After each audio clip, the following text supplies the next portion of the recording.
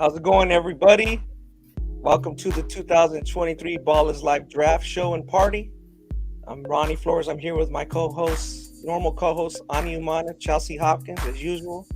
Las Vegas and TFW representing as they always do. We're gonna have a good time and talk about a lot of things on this 2023 NBA Draft. It's a big day for a lot of people.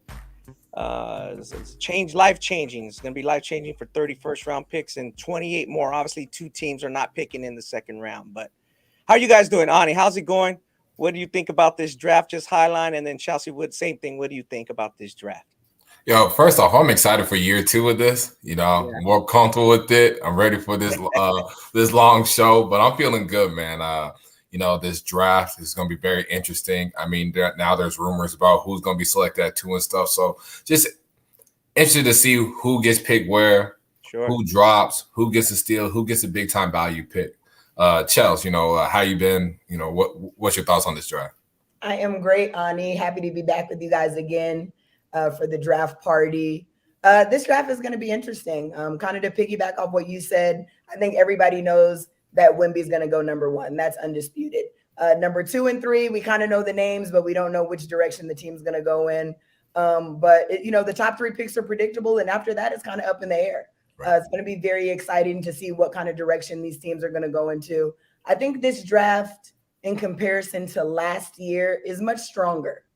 Much stronger in terms of the prospects. I really like the wing depth in this class. I'm thinking Miller, Whitmore, Whitehead. There's a lot of versatility throughout the draft at certain positions, and I'm just excited to see which direction these teams are going to go. Yeah, you're right. There is a lot of wings and a lot of glut in the middle. We're going to talk about that from like 5 to like 20. You can go a lot of directions, but a lot has changed. I think the big theme is a lot has changed in 1 year. A year ago we were talking about the guards. Steph Curry dominating this game. Can the Lakers get back with the pieces they had? They didn't have a good regular season, but they at the trade deadline they picked it up. But at the end of the day, Denver was just too strong for everybody, and it looks like they're going to remain strong. Obviously, they have a couple free agent pieces, Bruce Brown being the main one. But that core was built through the draft. So I think we're going to see some more focus on the draft and going forward because of the collective bargaining agreement. With one of our guests, we're going to speak about that a little bit, see how much it really affects the draft. But to start off, Chelsea, do you think there is a big gap between the Nuggets and team number 2, or do you think this can change starting tonight? I mean, I think things change all the time. Denver did an excellent job, obviously, being the champs this year. But, teams are already making moves. I thought that they had a pretty sizable gap at the end of the season. But, these trades are happening. Phoenix recently acquired Bradley Beal. So from a talent standpoint, just looking at Phoenix, we know they're going to be a force to reckon with. Now, the depth question still remains the same. They need to upgrade their bench and their roster. But if they're doing that, it's going to be very difficult for Denver to repeat. But I will say that I think that times have changed a little bit with just big men in the game in general. The last 3 MVPs have gone to big men. Joel Embiid was winning this year, Joker the 2 previous seasons. So I think teams are trying to, we're not going to get rid of that position anymore. I remember years ago, they were trying to say that bigs are becoming non-existent. So I think Joker's kind of turned that around. Joel Embiid with his play as well. I think Denver still is definitely a favorite to win the championship next year, but I think it's super difficult to repeat. Teams are making trades, changes. It's going to be really hard. What do you think, Ani? Yeah, I mean, the gap's going to lessen, as we get to like training camp. Like you talked about Phoenix making their move. I still think Phoenix has a lot of work to do as far as depth. But, like what Miami's going to do, they're rumored for some big time trades and acquisitions. Seeing what Milwaukee does with some of the pieces. Obviously, we saw Chris Middleton decline his option. So seeing what they do with their pieces, I mean, they're my people, Dallas Mavericks. We'll see what they do. They're just a few pieces away to closing that gap. But I think Denver has a sizable gap, but I think it'll definitely lessen come training camp. But let me end this. We are witnessing a Denver dynasty, though. They're going to win a couple more championships, so we're just witnesses of a Denver dynasty. Wow. Yeah, that means a lot of people have work to do today, and tonight's going to be a big day. But first thing we're going to do is we're not really done with the 2022 draft. And I say that because why? The number 2 pick in that draft didn't play. So we're talking about Scoot Henderson. We're talking about Brandon Miller. We're talking about the French sensation, Wemby. But we're forgetting Oklahoma City Thunder really stepped it up their game. Shai Gilgeous-Alexander was first team All-NBA. But they got Ted Holmgren coming in. Shit, he might have a really good rookie season and blow the water out. So we had a big 3 last year, and we have a big 3 this year. And, I want to kind of talk a little bit about that. Is how does this big 3 compare to that last year's big 3? Ani, what do you think about that? And obviously we have that wild card because we still got Chet out there, and Oklahoma City Thunder looks like they're going to be really strong in the future. Yeah, I think it's very similar as far as talent perspective. Well, I say that from like the 2 to 3, and then Wemby just trumps everybody. So I'm gonna just go this 223 just better because of just Wemby alone. I think Wemby changes. I know we'll talk in depth about him some more, but just changes what people are going to view big men, and we never seen anybody with his size and his skill. So yeah, like 23 trumps 22. Yeah. Ani, I totally agree with you. I mean, Wemby, we say he's generational unicorn. Obviously, he is the guy of this draft. And, when I look at 2022, Paolo, he did his thing. He was rookie of the year. He was as good as advertised. But I think when you just have a guy like Victor, it's just not really close in terms of him kind of reaching the expectations that everybody has. And if he's able to do that, then, I mean, it goes without saying that he's going to be a player that we're talking about for a long time.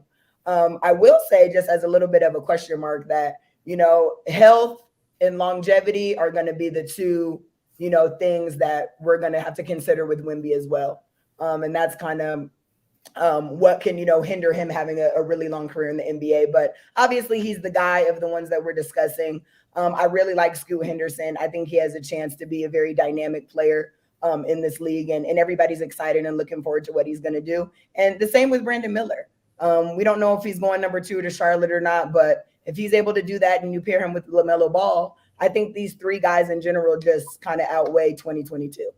Yeah, I mean, we just saw those highlights, like him just shooting those effortless jumpers. Right. Me and Ani saw that, in person. We're like, well, this is incredible. Like, so the Spurs are obviously going to try to look to get but we're going to play devil's advocate here for a second. We're going to each pick one of the 3 big and talk about why he is that particular person is going to be, the best player of those 3. Again, it won't be easy to do, but we're going to do it. So I'll take Brandon Miller, and Chelsea, you take the French sensation, and I know Ani, you'll take Scoot. So let's just do the obvious one, Chelsea. We just saw his video. Was there any comparison?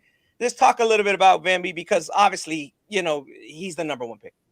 We throw around that road generational talent a lot, but I really think it applies to this guy. He's the ultimate unicorn. I don't really think there's anybody like him, to make an exact comparison.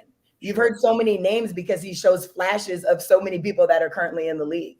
He has a Porzingis type body, Kevin Durant type jump shot. People have compared him to Ralph Sampson in the past. Like, he has a little bit of everybody in his game, and I think that's really what makes him special. I will say that, we put a lot of pressure on these kids. They're coming into the league. There's always a learning curve. I just don't think that, it's super easy to just hit the ground running and be incredible. But I do think that this guy's going to figure it out. Will there be day 1 dominance? That kind of remains to be seen. I do think that the Spurs have to, put some pieces around him. Personally, I would like to see them add a center. Just based on physicality and size alone, I don't think you want him as your primary post presence, Wemby by himself. But this kid is special. We're going to be talking about him for a long time. I'm really just hoping that his body holds up. Sure. What are you thinking, Ani? Yeah, I mean, definitely with Wemby, just generational. We're watching these clips on Ralph Sampson. Can you imagine Ralph Sampson if he was born like 19 years ago, what he would look like? That's why we get the shades of, Ralph Sampson as we're seeing these highlights, using his lane, blocking shots, run the floor, facing up, scoring, like he's showing a little jumper there. But for me, with Scoot Henderson, at the end of the day, guys, this is a guard's game in the NBA, and except if you're Nikola Jokic, right? Like, I mean, then it's just a whole different animal. But with Scoot, size, he's athletic, he's explosive with the ball. He gives me shades of Russell Westbrook, I have Eric Bledsoe because they have their size, their build, and their long arms. As you're seeing Scoot here in this high school days, really get into the rim, hunting paint touches, getting to the mid range, and to pull up jump shots. I mean, just really like what Scoot is. He's really improved his body. We got to see him in Vegas, Ronnie, against Victor, and he really more than held his own. He showed he's going to be a future NBA All-Star. And I know Portland, hearing that he may go to Charlotte, wherever he goes, he's going to be successful. I just like that his versatility at the guard spot. I like that he can run a team. He's strong. He can defend. He's explosive. And I think there's a lot more with his athleticism he can really unlock through the years in the NBA. So, that's why I got my Eric Bledsoe plus. Like you can say plus, but people think, Eric Bledsoe wasn't that good. I mean, he was a good player, especially in his prime. But I think Scoot will just surpass that in due time. As we see here, look, chase down block with Bledsoe. He was one of my favorite players, especially when he got drafted and he was with the Clippers. And I see Scoot being that, but just a better version. So, that's what I got for me with Scoot Henderson. Yeah, and you guys have strong. Eric Bledsoe went 18th. Obviously, some of his production was probably beats that pick, and we're going to talk a lot about that with some of these comparisons, like where guys got took in, ceiling versus floor, and for me, for Brandon Miller, again, like we said, with Portland basically on the clock, and the Hornets at 2, what's happening there. And that's that number 2 pick is going to be very important. And I'll take that. And I'll take Brandon Miller. Playing devil's advocate. I think Brandon showed a lot. And, he was under a lot of pressure as we look at his high school and grassroots highlight here. He's really good passing the ball on the move, facing up, shooting.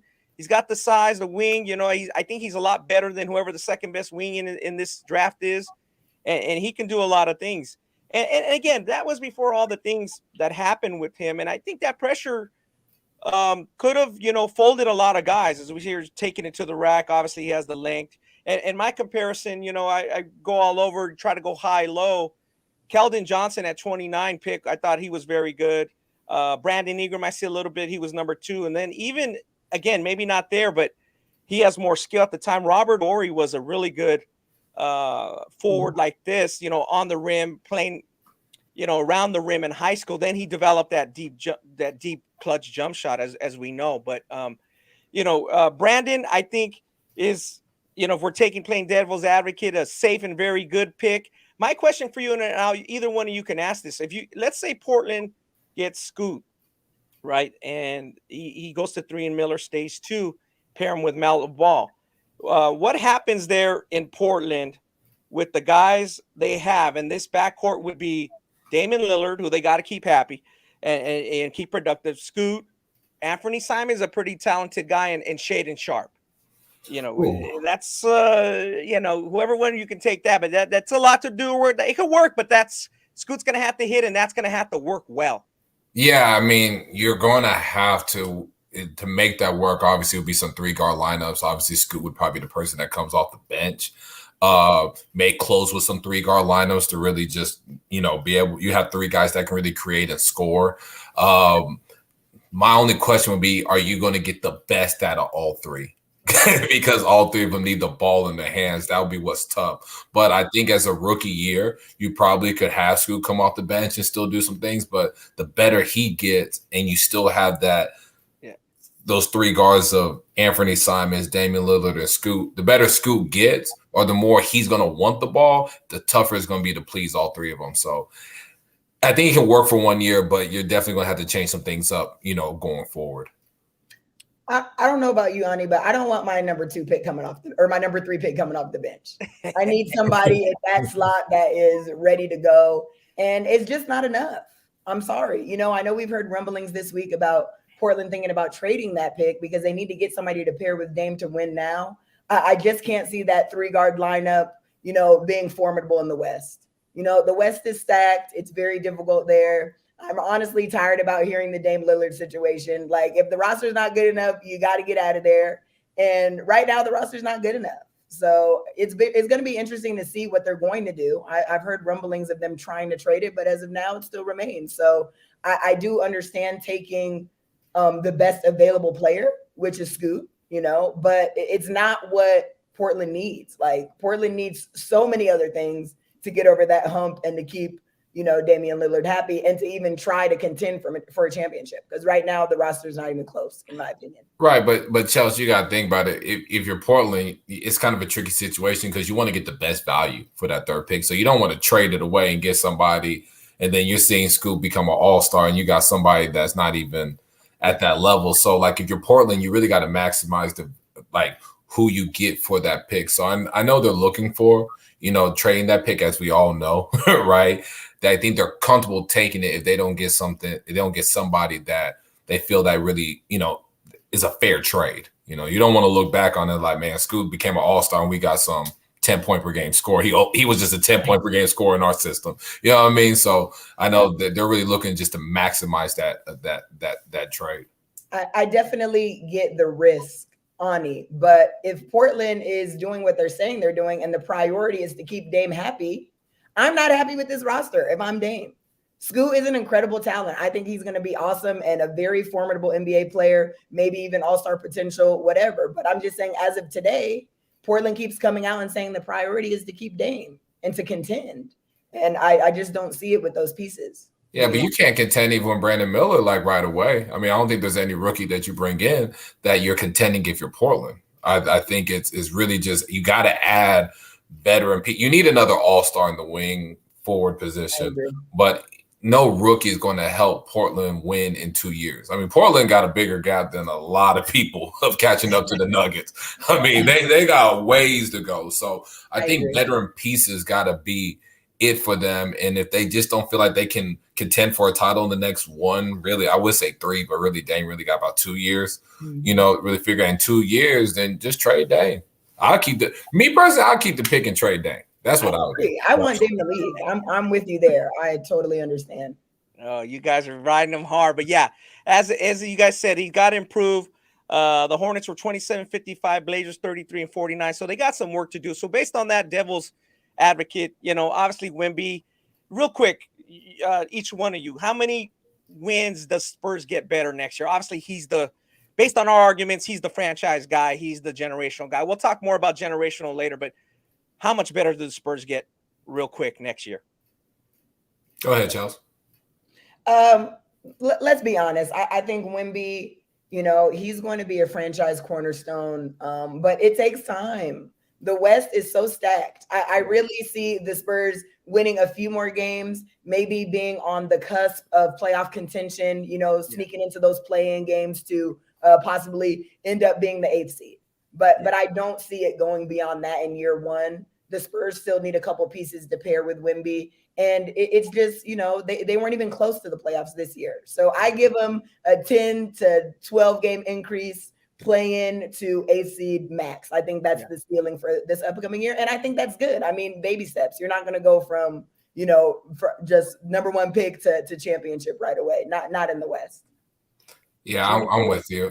I'm with you. I think, 10 seed at best, probably getting to play in, figure it out from there. But outside, realistically, probably outside the 10 seed. You just got to see what like Jeremy Sohan and some of those other guys. I know Keldon Johnson is on the trade block, I believe, for them, so he may be gone. But if they add a couple more pieces, then I think they could be a 10 seed, and be able to really compete. If not, I mean, they'll just, they'll be back in the lottery.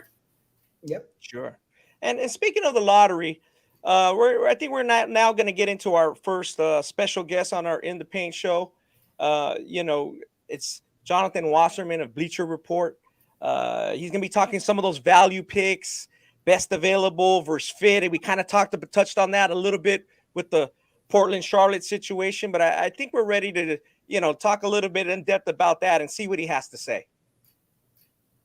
Our special guest for the Ballislife draft party, Jonathan Wasserman of Bleacher Report. Jonathan, we appreciate you coming on as their draft insider to talk a little bit about the draft. Thanks for coming on.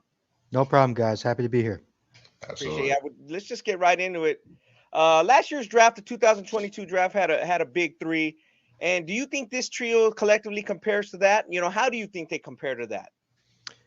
I think it's a little different. Like, I actually don't see a big 3. I know that's kind of what's being perceived in the media, that Sure. It's Wemby, it's Scoot, and it's Brandon Miller. But I think, in my mind, I have Amen Thompson better than Brandon Miller.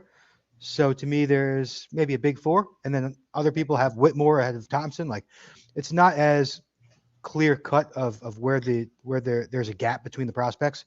But I think if you're going to compare, obviously Wemby is better than Paolo, or at least has more upside than Paolo. Right. Sure. And then you go to, Chet and Scoot. Honestly, I put them like in the same exact tier in terms of level of prospect. I was high, and that's how I had my personal board.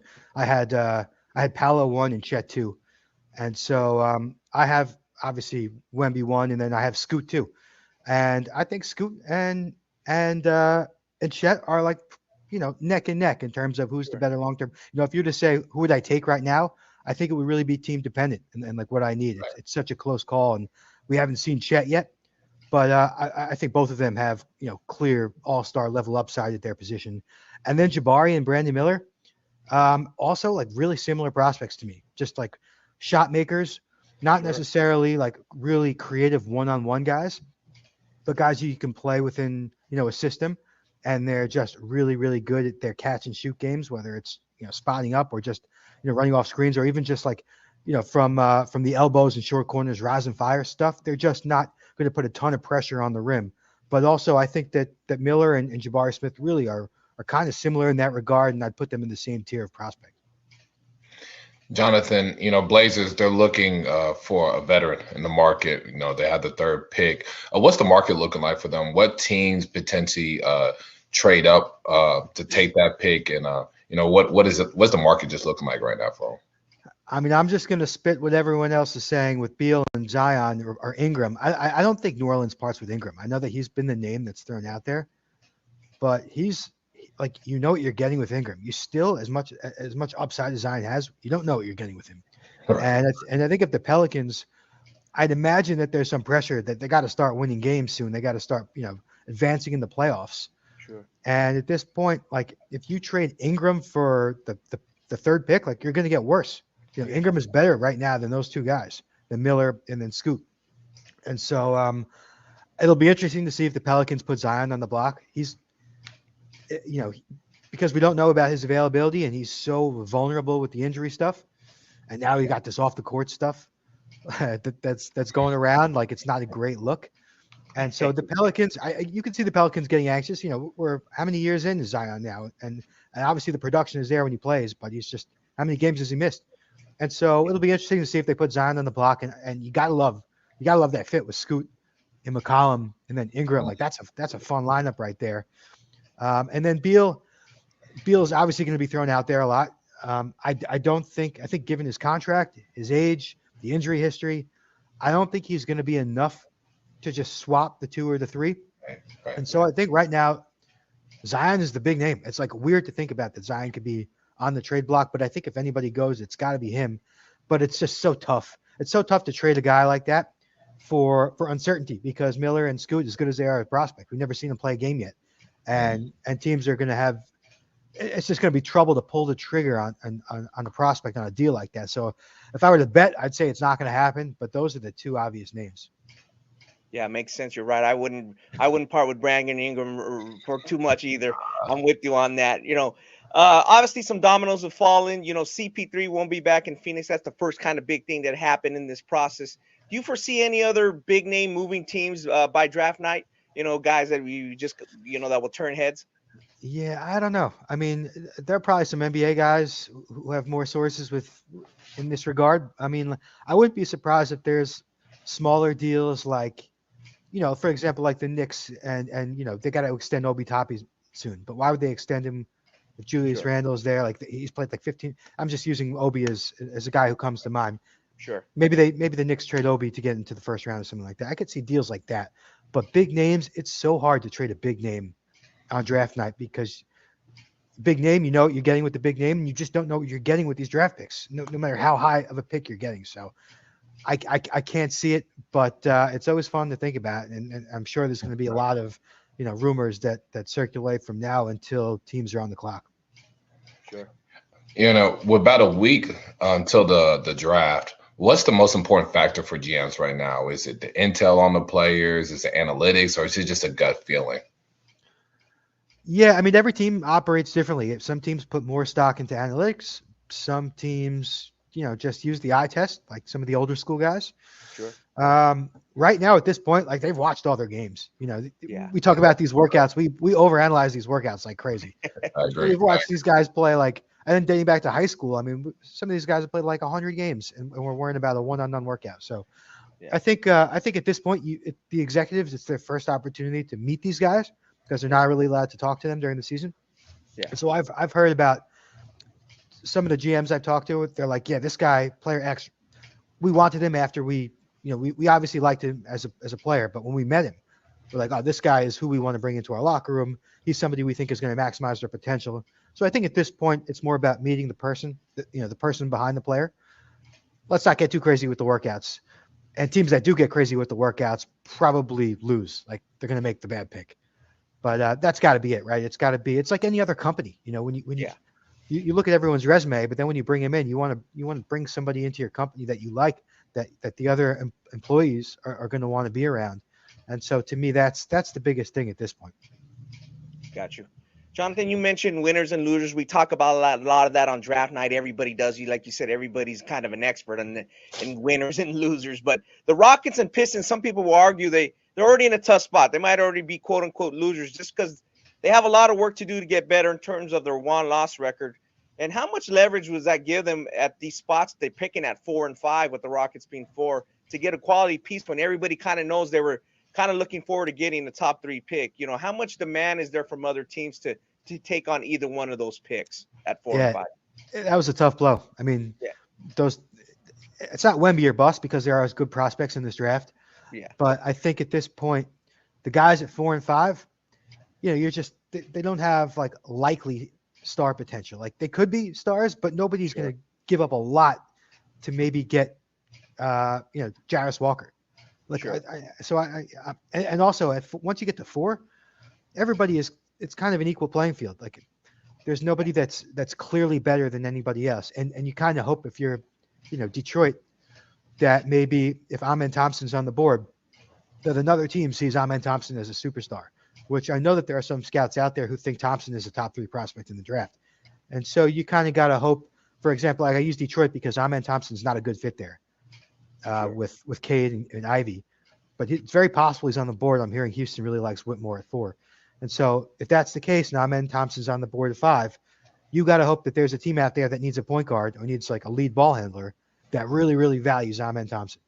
And then you got a deal there. But you really need like the right dominoes to fall for that to happen.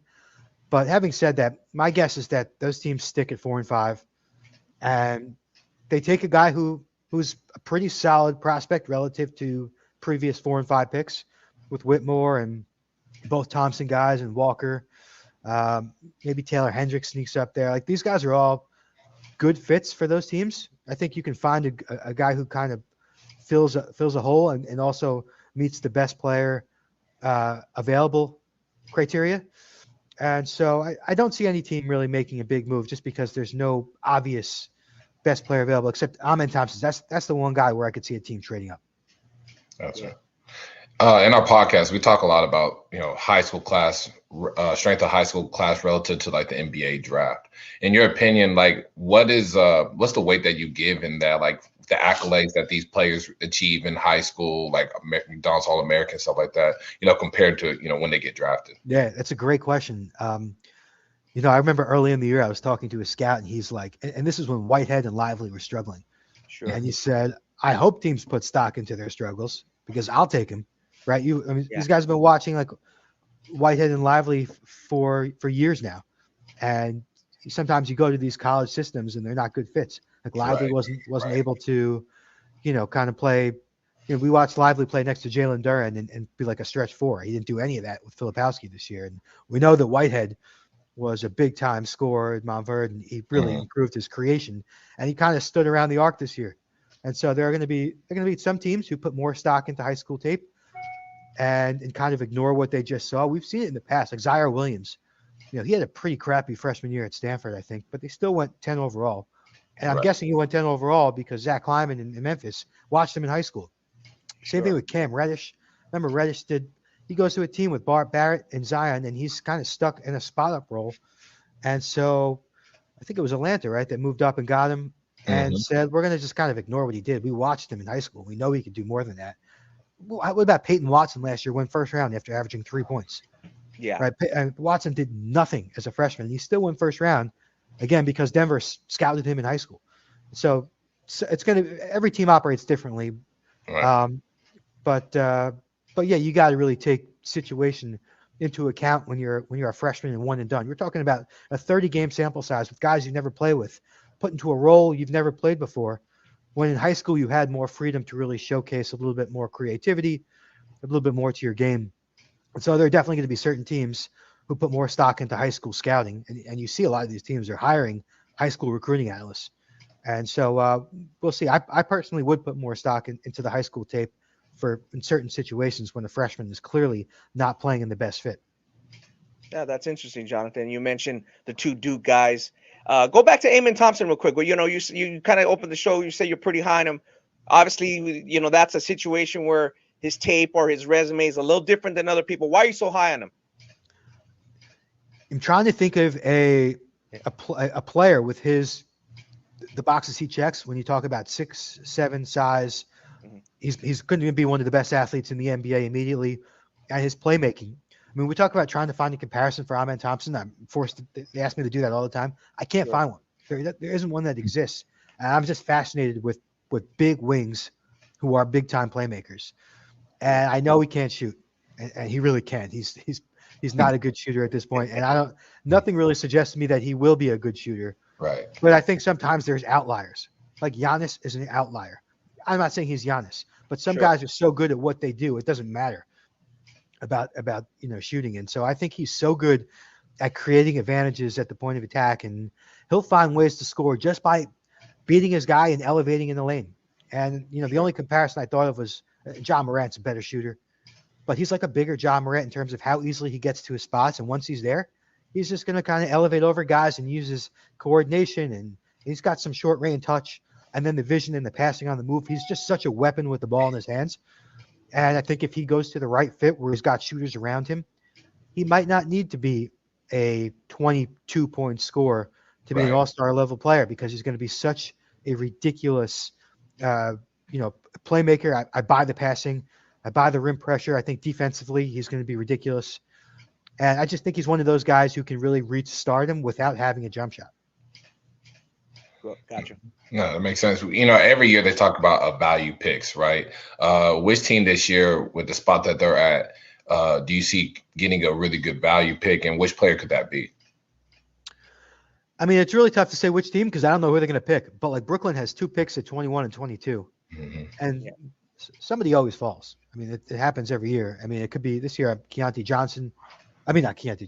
George. Right. Could totally slip. I mean, I know there's a lot of people kind of turned off by the lack of defense and playmaking as kind of an undersized 2-guard. To me, if you get him at 20, go back to Whitehead. I haven't, just like the conversation we just had about high school scouting. Like, sure. I came in thinking Whitehead was going to be a top 5 pick, and then he's got these injuries, things, and Whitehead is going to slip in this draft. There's no doubt in my mind. He's probably going to be there when the Nets pick. And by the way, the Nets doctor just did the surgery on Whitehead on his foot. Yeah. And it wasn't a refracture or anything. It was just something you do to kind of straighten it out or whatever. I forget the exact medical terms they used, but he didn't re-hurt it. It's just it didn't heal originally. To me, Whitehead is a value pick in this draft. And then it's hard to say like who else is going to slip. Like I really like Kobe Buffkin, although I'm hearing he's going to go in the lottery. If we go deeper, Kobe Brown from Missouri to me is somebody who's probably going to be there in the second round. He's 23 years old. Like I don't care. He's going to be an NBA ready player right away. And I love his particular skill set, Kobe Brown. 6'8", 45% three-point shooter, a much better passer than the numbers suggest. I like those 6'8" guys who can handle. So to me, he's on steal watch. I don't know where he's going to go, who's going to get him. And I like Pajemski from Santa Clara. Brandon was a totally out of nowhere guy for me. I know the high school recruiting guys that followed him, and he was a big time recruit, but he did nothing last year. And then he blows up at Santa Clara, and I watched him at the combine, and he kind of really stood out on a floor with all second round prospects. I would have said Ben Shepherd, but Ben Shepherd from Belmont just keeps rising. I think he might go in the mid to late first round, so it's hard to call him. Wow. a value pick anymore. But Shepard was my guy early in the season. Anytime somebody said, "Who's your sleeper?" it was Shepard. But now he's a first round pick. But he's a first round pick. Yeah, those guys stand out to me. Gotcha, Jonathan. That's some good insight. Last question before we let you go. Put you on the spot a little bit. 2023 All NBA rookie team was 1, 4, 6, 12 with Jalen Williams and 22. In terms of where they went in the draft. In light of that, give us a guy who you think maybe it's one of the guys you just said who has all rookie ability that will come off the board a little later than he should. Andre Jackson, Connecticut. But it's really important he goes to the right team. But if he goes to the right team, like say he goes to a playoff team that just kind of needs a glue guy. Yeah. I mean, he's just going to do the same thing he did for Connecticut. He's going to do the same thing for an NBA team where his job is to just push the break, and he's such a good passer in transition and in the half court. He's just that ultimate kind of Swiss Army knife. I think that stuff is going to translate quickly. And I know at his pro day, we were watching it with a bunch of scouts, and everyone was kind of laughing because he really couldn't make a jump shot. But I think if he goes to the right team, Andre Jackson, the stuff that he does well is going to translate quickly with the athleticism in the open floor, the passing, and the defensive playmaking. And I think he's going to make one of those all-rookie teams with impact over stats. Great. And I wouldn't be shocked if he goes late in the first round to a playoff team or early in the second round. Chris Murray also, somebody who doesn't really get talked about. But just like his brother, they really are similar. I mean, if you were to make a comparison, Chris Murray's game, I say Keegan. I think they're such similar players. Obviously, they're twins, but I don't see why his game can't translate just as fast as Keegan's did. In fact, he made more threes this past year than Keegan did his second year at Iowa.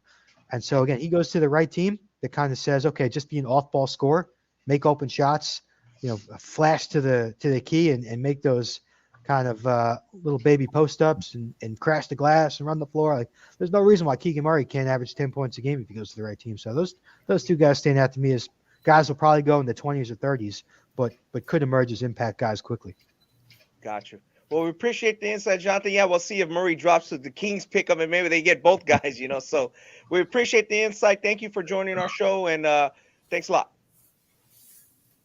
Wow, that was great. Jonathan gave us a lot of, helpful tips about just analytics and kind of what goes into the minds of these scouts as they're kind of preparing to make these picks on draft day. But something he mentioned about fit and opportunity kind of really stood out to me, how it may or may impact a player. So I want to ask you guys, both of you, dabble in grassroots, both of you evaluate kids all the time. Ronnie, high school level, Ani, both high school and NBA level. So when he mentioned, I wanted to ask you guys, as evaluators of talent at all levels, do you guys believe that high school tape really speaks to the true identity of a player as opposed to what they do in college? I'll take it. Yeah, go ahead. It's a short window, Chelsea. So I don't think you discredit what they do in college. I just think, as we talked on the pod before, college is such an controlled environment. It's getting a little less controlled.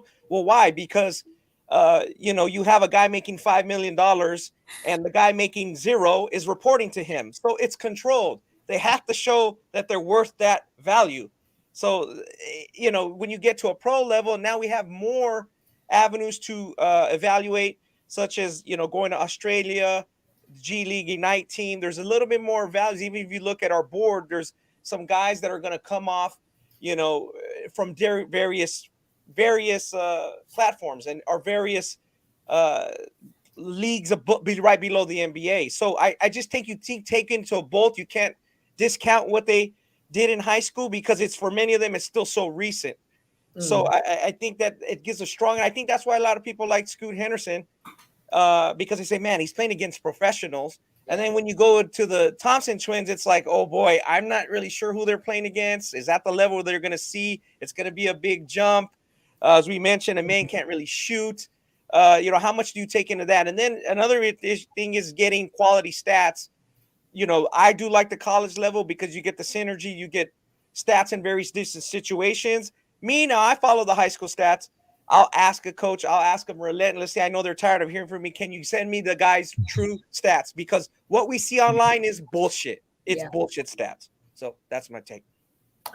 Yeah, I think, which one do you value more? I think high school, you get, since they play more games in high school, you get to see like all parts of their games, with the shooting, the ball handling. You even see bigs that had no business handling or shooting the ball, or handling and shooting the ball. So you really do get to see more facets of their game in the high school setting, where Ronnie talks about in the college setting is more, it's more confined, more of a half court. Now it is opening up, right? And some of that is, we talk about the NIL, and we talk about, these other avenues kids can actually go to instead of, going to college. So we're seeing things open up, but for example, and I know we'll talk about like Derek Lively, for example, like what we saw in high school, we didn't really get to see that in the college level. So I go more into Derek Lively's high school tapes to really see what he can provide in the NBA level. So it really depended upon the player. Obviously, I think more of the bigs, you're not going to see bigs really shoot the ball like that in college.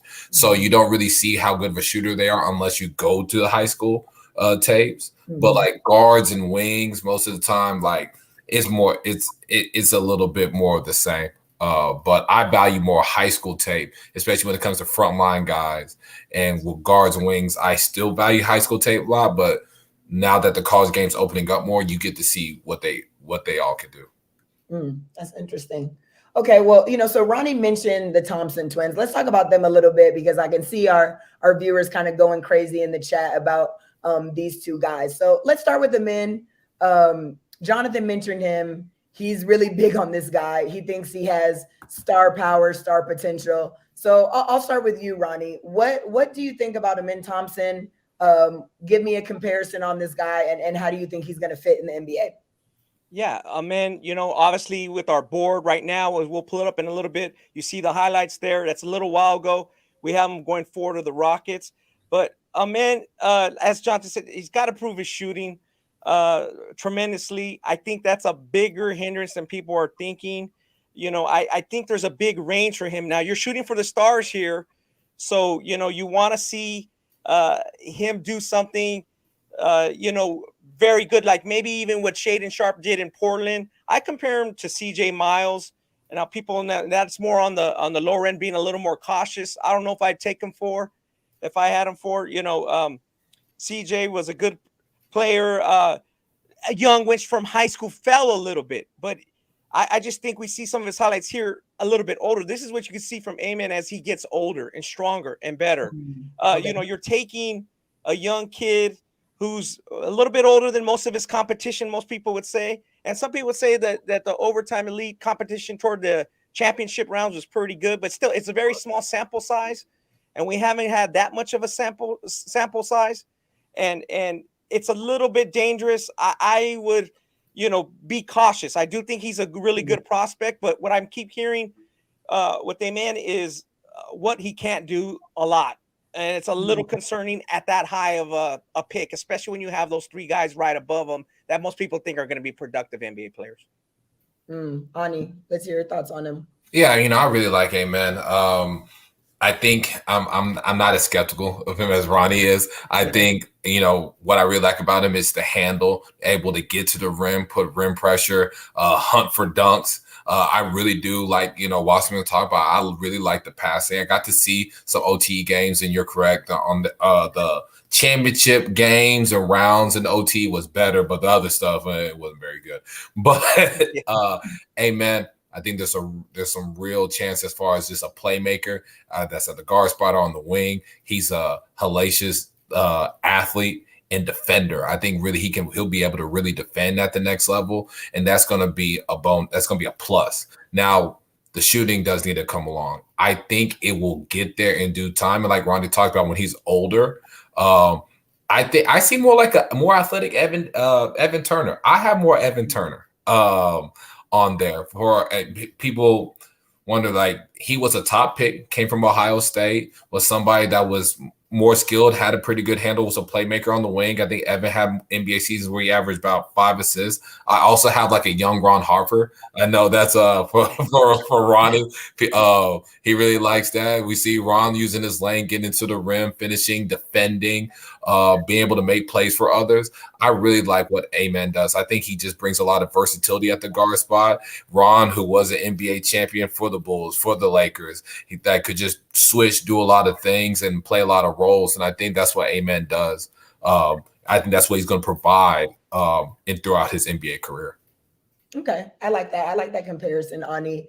Let's talk his brother now. So, people are kind of on the fence about whether or not Amen's going to be a star. But there's some people that think, his brother might have the more formidable career over time based on the way that he plays. So let's talk Azur really quick. I'll start with you, Ani. What do you think about him as a player? How does he fit into the NBA, and what comparison can you give me?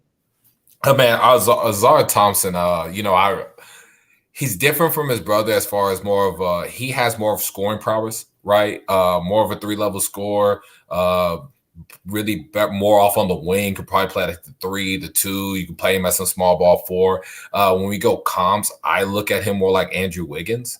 Per se, another top draft pick that was athletic, won a championship with the Warriors, really came along later, coming to the later part of his career now.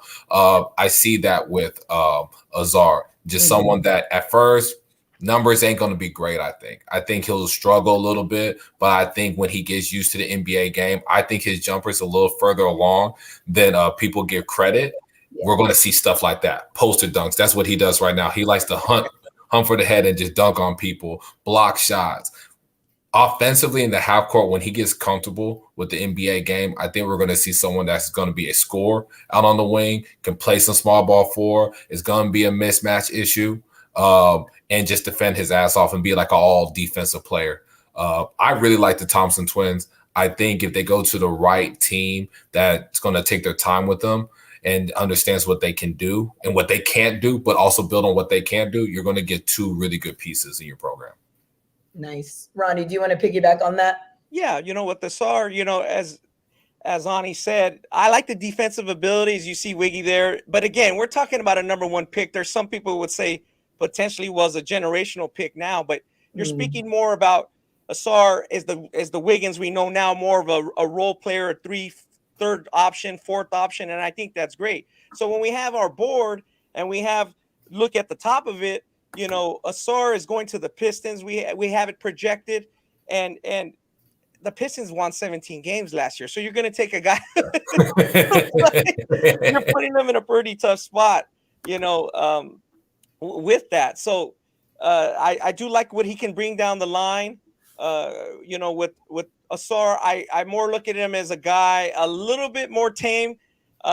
Theo Pinson, I remember Theo was the number 1 type prospect when he was young. As you see our board there, we have the Rockets with Amen and Asar with the Pistons. So I like to take a little more caution with them, just because from where they're coming, and it may hit, it may work, and they may do big and great things, and they are going to get drafted high. So I would think it would be Theo Pinson or Scotty Hobson.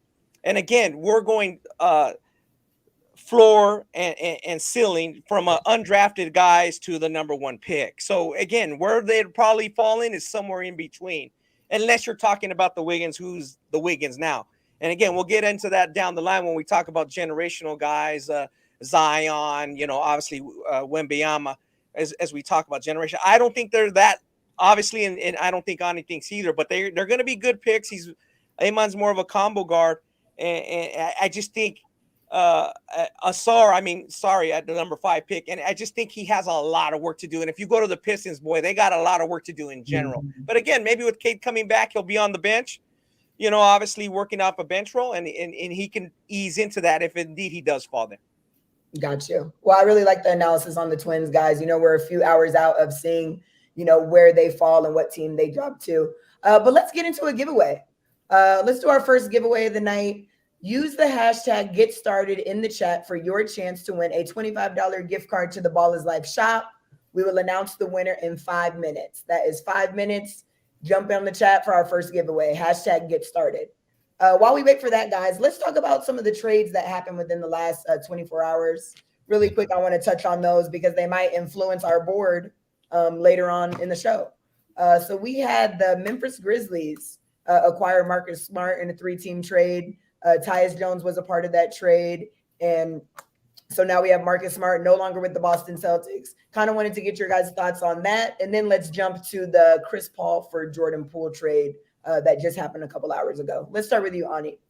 Okay. Yeah. The Marcus Smart to the Grizzlies, he's going to provide that defensive presence that they're gonna, Dillon Brooks is gonna be gone. Obviously, they've been talked about for the Grizzlies. So I think Marcus Smart brings a veteran, a guard, something that they've been looking for that can really provide defense and also be able to provide solid, dependable offense, like what you got from Dillon Brooks. So I really like the trade for the Grizzlies. I think that's a step in the right direction.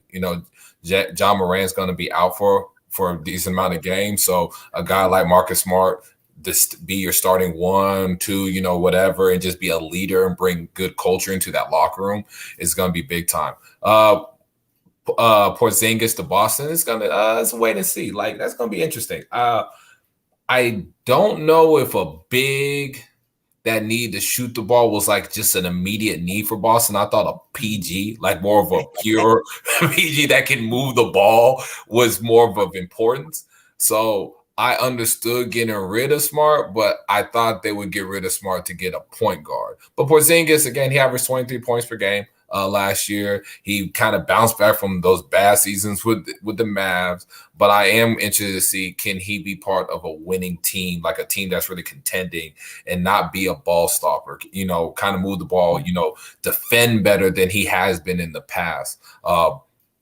Boston's waiting to see. It's just wait and see on that. I can't really put a grade on that right now. And then the second trade, Chris Paul going to the Warriors, for Jordan Poole, at first I was like, what the hell, right? Yeah. Then I started thinking about it more. Okay, this is going to allow Steph to play off the ball some more. This season, he had to play a lot more on it. He was really good on the ball, and I thought he's improved as a ball handling decision maker, especially coming off ball screens when teams will blitz. But Chris Paul provides that. They're going to move the ball better. His shot selection is not going to be as wild as Jordan Poole. Defensively, Paul's not the defender he used to be, but he's still a solid, fine defender. So if you're looking for somebody that's more stable to relieve some pressure off of Steph Curry as a ball handler and decision maker, then I do like it. But it just depends how Golden State plays him, right? And then that's another, if you bring Draymond Green back, if you do, then the spacing is still not going to be great because Chris Paul's not that great of a three-point shooter. So it'll be interesting to see how that all works. But for Jordan Poole and the Wizards, I mean, we'll see what Jordan Poole's about. Now you're going to have the ball in your hands a whole lot more. You're making a whole lot of money. Wizards obviously a rebuild. So, I mean, we're going to see him chuck the ball about 20, 25 times a game. So, I mean, they're going to be bad. So hopefully Jordan Poole can kind of, play into the money. I feel for Jordan Poole, guys. I was one that was really high on Jordan Poole, and I think a lot of us were prisoners of the moment when he was first getting that extension. But we talked about on previous episodes about how his postseason play was just so bad that he was going to play his way off the roster. And I think that's exactly what happened. And I also think this is a little bit to Draymond opting out. I mean, I don't think that there's a scenario where they would have kept both of them because I felt like it messed with the chemistry of the team last year. So we just got the news, 24 hours ago, 48 hours ago, that Draymond opted out of his player option. And then, like clockwork, Jordan Poole is added there. So I think that kind of opens the door for them to double down on Draymond, re-sign him. Jordan Poole is gone. I think Chris Paul move is decent because, like you said, Ani, it's going to allow Steph to play off the ball. But I felt like the writing was on the wall for Poole after, kind of the way that he played. So it sucks. But Ronnie, to your point, what trade did you like the most? Give us your thoughts on these last two trades. Yeah, I'm not big fans of them, as you guys can probably imagine, because your guys are saying Curry's going to play off the ball to win. So Chris Paul pulls his hamstring. Yeah, is he going to play 82 games? No. You know what I mean? Like, not even close. So it's tough work. I just think go back to the unfortunate incident between Dre and Poole. That kind of really hurt the franchise. Whether however you slice it, it really hurt them because you keep Draymond or you get rid of Poole or their season was kind of difficult for them to be on the same page emotionally and mentally. So, and then, or you can just say, hey, we're masking it and we screwed up by giving them that big deal and we want to move it. Either way, two mistakes don't equal, one right. So either way, whichever one it was, and I think it was a combination of both. As you said, Chelsea, they may have given him the money a little too early, and then when the punch came, you really put him in the hole because now he's not, his motivation is not there. And we've seen motivation with many great players. Sometimes motivation is all it takes. Sean Kemp with Seattle, Clyde Drexler getting traded to Houston. Sometimes that's all it takes. So for the Wizards, it should work for him to have a productive season, but they're going to be, very poor, as you guys mentioned. And then for the Celtics, as we talk about, they've been on the cusp. Obviously, Denver is stronger, and maybe there's some teams in the East that they can be better than. Obviously, none of those teams in the East are as good as Denver right this second. But not having that true point guard, like Ani said, is either cost them last year's championship or cost them this year's championship. Which one? Maybe both. They're not. You're getting Porzingis. Okay, great. Like Denver's not worried about that. Denver's not too worried about that right now. So that's just what I think of them in short term. I have to spend too much time on them. Chris Paul has to prove it. I mean, is he going to prove it at 36, 37? Whatever movies make, it hasn't worked yet with Clippers or with the team he was just on. The Suns. It just didn't work out, and it looked like it could. So I just don't see the Warriors are in a crossroads right now, and we're going to see how really great Steph is this upcoming season. I agree. We're going to have to see how everything plays out. And ultimately, I'm a Chris fan, but this is his last chance. So if he can't get it done, I'm hearing that the Warriors are going to keep him, that they're going to, because people thought, oh, they're just doing this trade and they're going to waive Chris Paul. But no, the Warriors are keeping him, and they're going to do a Steph and Chris tandem. So we're going to see how it goes. But that is time's up for our giveaway. So I want to thank everyone for participating. We're going to go ahead and pick a winner. Let's see if we can get this up on the board. We have a random draw with all of our entries.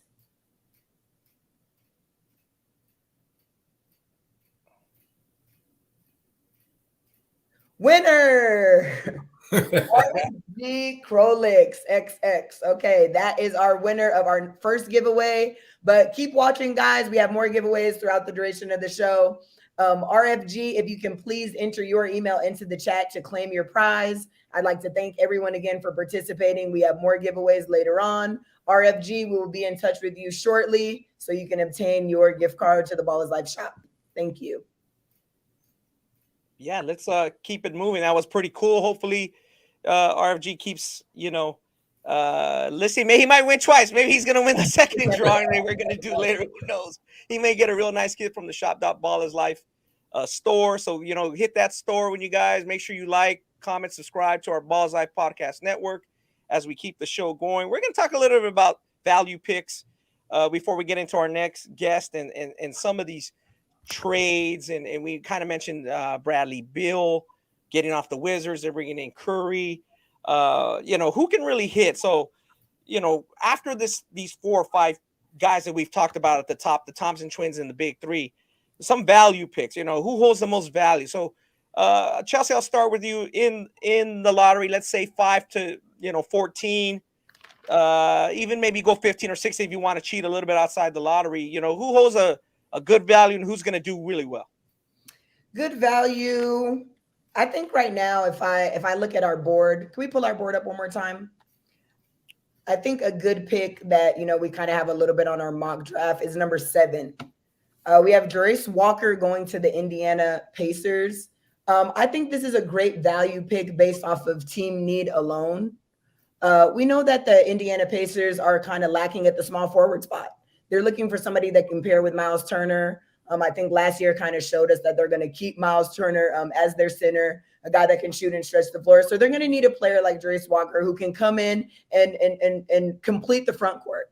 You already know that they have a dynamic point guard, all-star point guard in Tyrese Haliburton. And I just think Jarace Walker is the perfect pick at this spot. He's big. He has a strong frame. His shot-making versatility, playmaking ability, footwork, touching the paint. These are all very good qualities. And, he's going to have time to grow and have really good pieces around him that is going to make him formidable. So if I have to just give one pick today, I'm going to go with him and the Indiana Pacers. What do you think, Ani?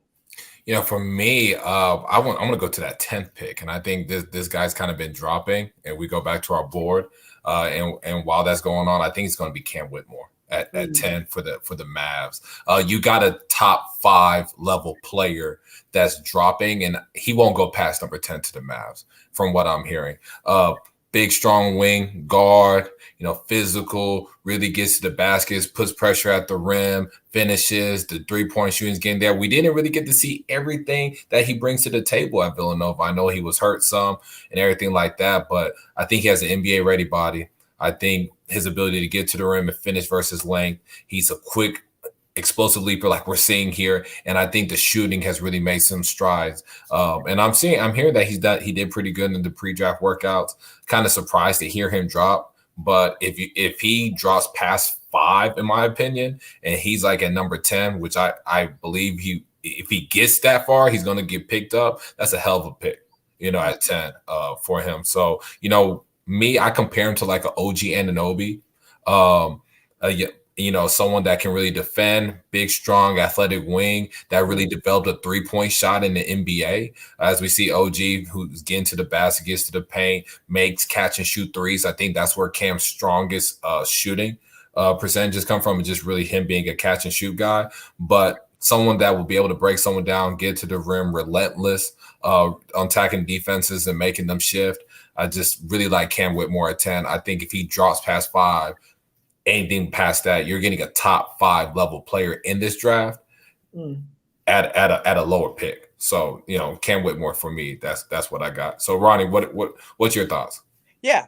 I like that pick as well. If it goes down projected to Cam Whitmore, I got to go to Mexico and saw him on the 19 and under team. I thought he was their best player as we see him there, a 10 to Grizz. He was, I think, he's played a little bit better than his high school accolades. I mean, he got all the accolades. He played at Jordan Brand, McDonald's, the Hoop Summit, but he really showed he was a leader. I was like, man, this guy's going to be a high pick. When I went down to see him on the USA Basketball 19U in the Latin America games down there in TJ. So it was really strong. The guy I would compare him to is a little on the high end. Harrison Barnes, who probably is one of the most highly anticipated incoming freshman to North Carolina about 12 years ago. I just thought Cam could do a little bit like he does in terms of his shooting improving. He's even a little more physical probably than he doesn't have the hype. And that's the thing I like, Chelsea and Ani, that he doesn't have that hype coming in and like Harrison had. It was almost unfair. Harrison had to do 2 years. He was the AP National Preseason Player of the Year over every college player. And as you can see why, he has a lot of skill. But I think the player you now see as a contributor more of, I know he has a lot of detractors. You either love Harrison or you hate him in the NBA, but he helps teams. And I like that for Cam Whitmore as well. He's my sleeper or guy who I think is going to do better. I shouldn't say sleeper guy. We're talking about guys who are a value pick. So I like that. And, I think whatever team gets Cam in that range, like you said, Ani, 5 to 11 or 5 to 10, they're going to hit. Yeah, I totally agree. Cam Whitmore definitely could be a sleeper in the draft. But like we talked about, it's the top 3 picks are kind of set. And after that, I really feel like it's about fit and need. And I think teams are kind of just going to survey their rosters and see, who's going to provide what they need. And so I can see, these kind of being a toss up, and maybe, based off of our mock draft, these names might shuffle around and Cam can go higher. Ani, I think you're definitely right there. So it'll be interesting to see. We already talked a little bit about some of the trades that already took place. We mentioned Bradley Beal earlier in the show. We just talked about Marcus Smart, Kristaps Porzingis, Chris Paul, Jordan Poole. But let's talk about some people that are on the trade block. I mean, I'm not really sure what's going to happen in today's draft show to see if we're going to have any movement there. But, Zion has been in the spotlight as of late, not for the most positive things, I'd say. Sure. And so, now it's at a point where his name is kind of coming up as a potential trade for the New Orleans Pelicans. So I kind of want to get your guys' thoughts on it because, when you look at Zion, he's a guy that, the word generational has certainly been thrown around when it's come to him. And I think it's warranted. He was only able to play 29 games this season. And when he did play, he averaged 26, 7, and 5. So, the numbers and the production is there. It's just really the availability. And now we kind of have some off-court distractions that, are kind of just adding to it. Ani, I'll start with you first. Like, what do you see happening to Zion in the future? Do you think he's going to remain with New Orleans? And, he hasn't been the most reliable prospect. So I don't even know if we can consider him generational anymore based off of what he's done. Give me your thoughts. Yeah, I don't think he stays with the Pelicans. I think he gets traded. If they could find the right trade now, they would trade him, in my opinion. If he does play this year, probably gets traded next year. I only see him staying if he played like 60 or 70 games this season. If he can show that he can show some like durability, right? And he hasn't shown that, so I'm not going to predict him playing 60 to 70 games next year. Yeah. So yeah. I give it about a year. You'll see him in the trade block. Me personally, I would trade him now. This is probably the highest value you're going to get for him, honestly. Because if he shows the same stuff like 30, 40 games next year, then his trade value is going to go lower. So right now, I think his trade value is the highest, right? I'll trade him, kind of move on to some other stuff. But, I wouldn't trade him for a draft pick, in my opinion. Like, not for like one currently. I would, maybe do some future and get someone that's probably a little bit more stable right now. You know what I mean? Like just a more stable, like budding star with like, as you're trying to grow Brandon Ingram and those type of guys. So that's just my thoughts on Zion. I wish that he could be healthier and actually play a whole season, but I don't see him staying long-term with the Pelicans. Yeah. We got a question from one of our listeners, Christopher Garcia, and is, what is Zion worth in the trade market? Maybe right now a mid first round. You're gonna be hey, Ronnie. Yeah. Because you don't have no leverage. They know you want to move. You're not gonna get a top 5 pick for him right now. Like it's a Chelsea. You said it's availability. It's also focus. You're gonna have to do a lot of work. So you just don't have the leverage. To your point, I don't know when you're gonna have leverage. Maybe let them play it out and dominate it a little bit, then make a trade at next year's deadline, or move them now. So cut your losses and move them now. Like Jonathan Wasserman said, our first guest, you'd be crazy to trade Brandon Ingram over him. Yeah, I mean, I'll go work like you're out of your mind. Right. No, that ain't happening. So like it's maybe him, a second round, a protected pick, a first round, and a couple second round picks down the line. Oh my God! Because that's just the nature of the game. The team that has the leverage, that's what we're seeing with these trades. Like Golden State doesn't have the leverage with pull. That kind of thing. So it's the leverage. It's not his ability. We know that. I'm not speaking of his ability. It's the leverage. They're running out of leverage. It's just every tweet that young lady sends out, you're just losing. It's just, it's like, God dang, can we get her to stop tweeting? Because the Pelicans are losing value. You know what I mean? Like it's more the leverage. I say this, Ronnie. I disagree with you on that. I definitely think he's worth. I would trade. Yeah. If anyone outside of Wemby, I'd trade for, in my opinion. Wow. In the whole league? Yeah, anybody outside of Wemby, I'd trade for. You're gonna trade Joker for Zion. Outside of Wemby. Oh, okay. In this draft. In the draft. Anyone outside of Wemby in that draft, I'll trade. Okay, yeah, I would trade for. Now that part makes sense. Yeah. Yeah, like if I'm Charlotte, let's say I'm Charlotte. One of our talking about, Brian talked about Zion going to Charlotte and play with Melo. Like, you're Charlotte, you're patient because you're going to be bad. Like, you're going to be bad. So if he doesn't work out next year, it's all good. Like, I would be, if I'm a bad team and I could trade a draft pick for Zion Williamson, I'll do it. Like, because I'm going to be bad next year. And if he's healthy, then he's going to help us more. If he's bad, and maybe it's going to be 2 years from now, I get another top pick, and then I still have Zion. So I think his worth is anywhere outside of one. Yeah. But in this draft, if we talk about some years past where it's really strong drafts, it'd be tough. Sure. Like you said, to make it worth, make it worth with his contract and all that. Obviously, it would take some things to go there, But I see what you're saying.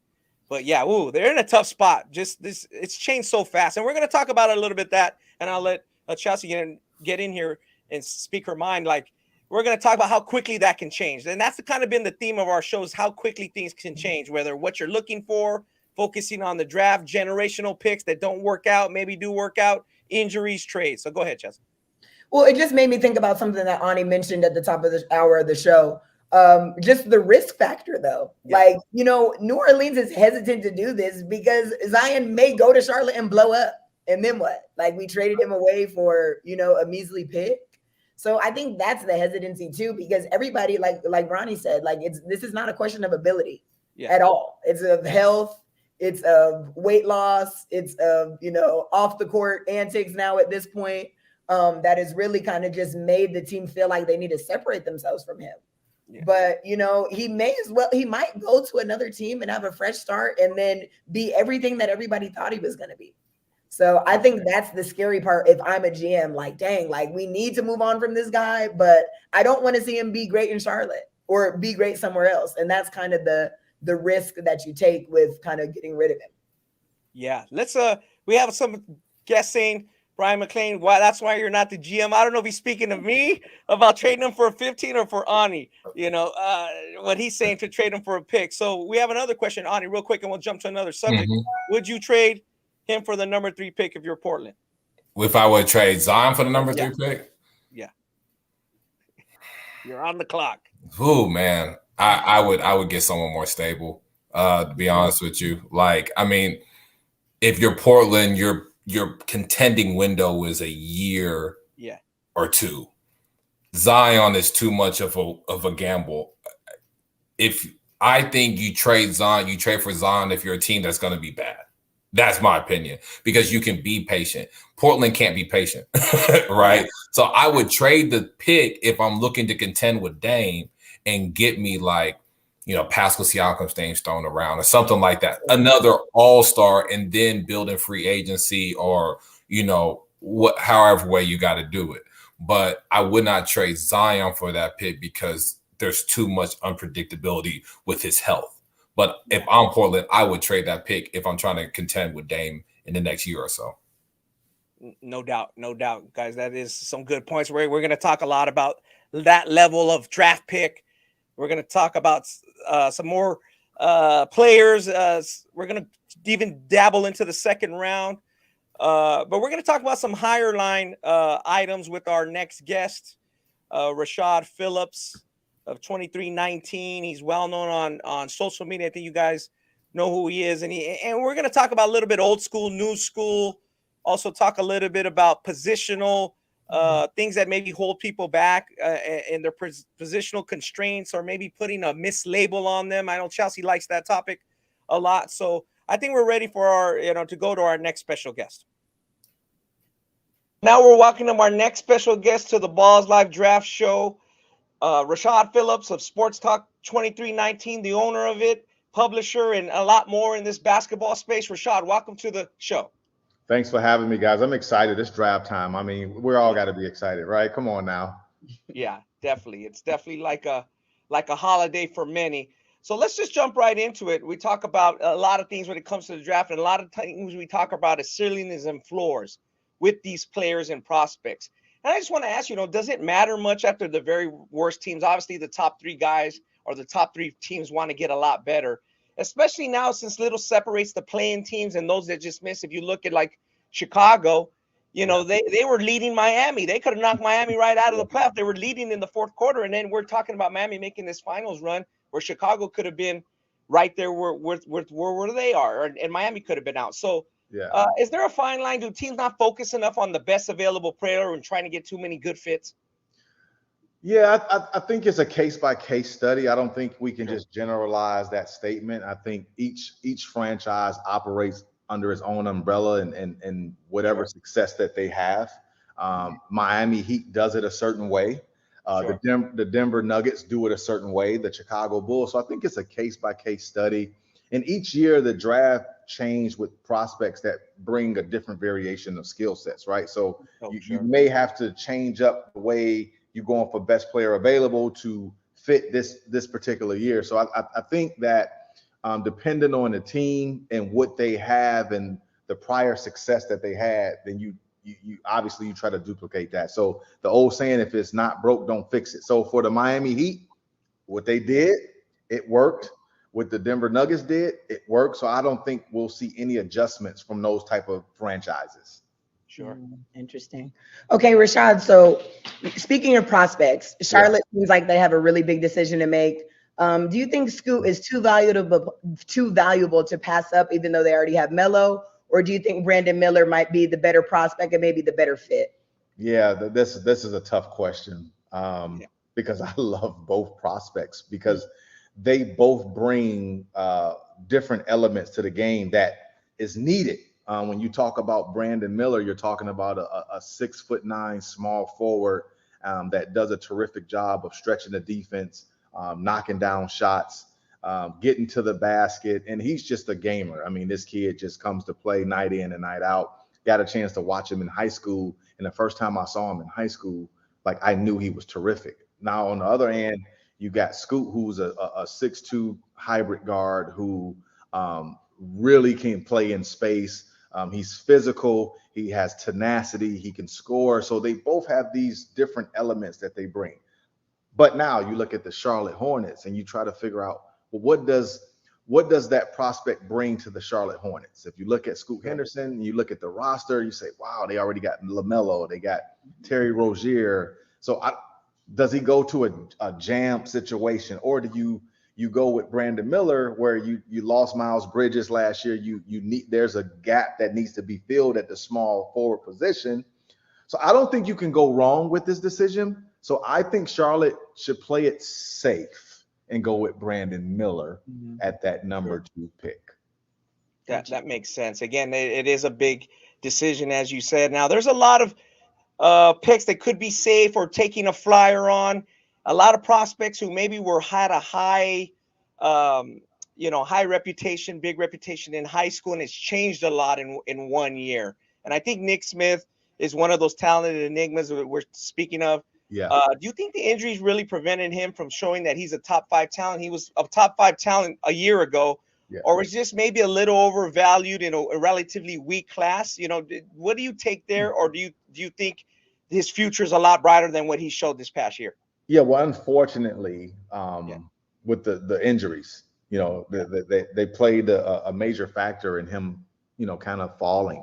He wasn't able to show, how good of a player he was at the college level because of the injuries. Sure. Before he got to Arkansas, if you watched him on the AAU scene, this kid was tremendous. Like, he reminded me a lot of DeJounte Murray. He was long, lanky, can get out in space offensively, and he had excellent defensive anticipation. So the skill traits are still there. Sure. Will his body hold up? Can he stay healthy? Those are the concerns that teams have. So those are the concerns that the teams have. Sure. And I like the kid a lot, but I do think he's going to slip in this draft because of the health. Got you. And then on the flip side, another guy who we've talked a lot about, people talk a lot about, Amani Bates. Again, he's a guy who left early. People were talking about him as a once in a decade prospect, even a generational prospect. Now that's changed a lot in 2 years, but maybe a team takes, a chance on him. Maybe he goes a little higher than expected, or maybe he's just too much of a risk. What do you think? If I was a GM of an NBA team, I would draft Amani Bates. There's enough evidence, there's enough data there to tell you that this kid can play.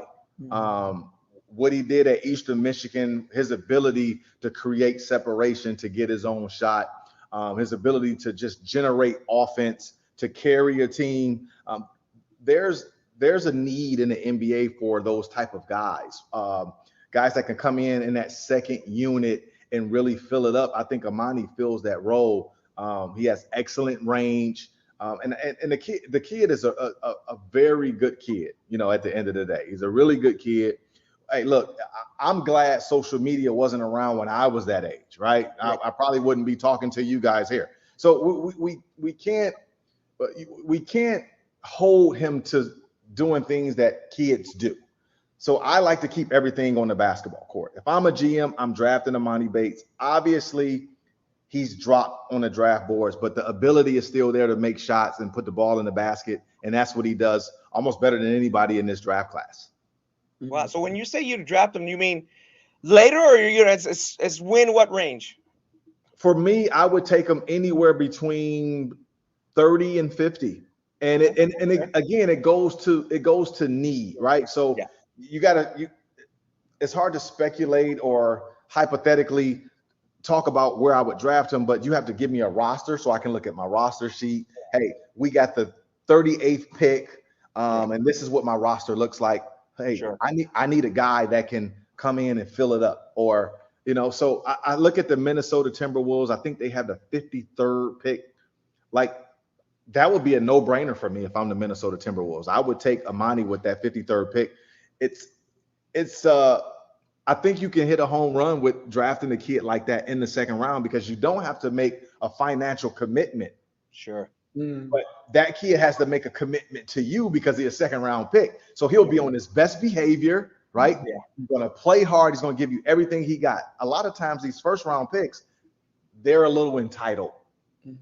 Great. Yeah. Being drafted in the second round takes the entitlement out of the equation, and it forces you to be on your best behavior. I like that. Rashad, so what is your take on the Thompson twins? Usually when you have twins, there's one brother that's better than the other. Do you think that they can both be a hit in the league? Would you bet on either of them as long-term prospects? Yeah, both. This set of twins, they're really good. I don't think one's better than the other one. I think they're equal. Like, they both kind of grade out the same grade for me. A-Man is more of the I think he's more the point guard one. He's kind of like a De'Aaron Fox, but he's bigger. He's a 6'6" type of. He's great. He has excellent speed. He can give up the ball. And Ansu obviously can have some Zach LaVine to him, like his style of play. Athletic, can knock down some shots. Obviously, there's a hitch in his jump shot that a lot of scouts have called me about, talking about they don't really like. His technique is a little funky there. But both kids have enough ability to be productive. They have excellent size, excellent athleticism. So it does depend on the team that draft them and their development. I don't know if they're going to be hits right away per se, but giving them a couple of years to develop in that NBA circle, I think they'll be productive guys. I won't call them stars right now. I won't say that, but I think that they can be productive and contribute. Yeah. We'll see if a team has the patience to, draft them and wait for them for a year or two. That's a good call there. Let's switch gears a bit here, Rashad. Your book that you publicized and got out there and published, and we're glad you did, the basketball position metric, the evolution is being televised. It's now been out for over a year. Tell us how a key decision maker has told you reading it has helped his decision-making process when scouting. And then on the flip side, what have you learned yourself talking about it or talking about the book?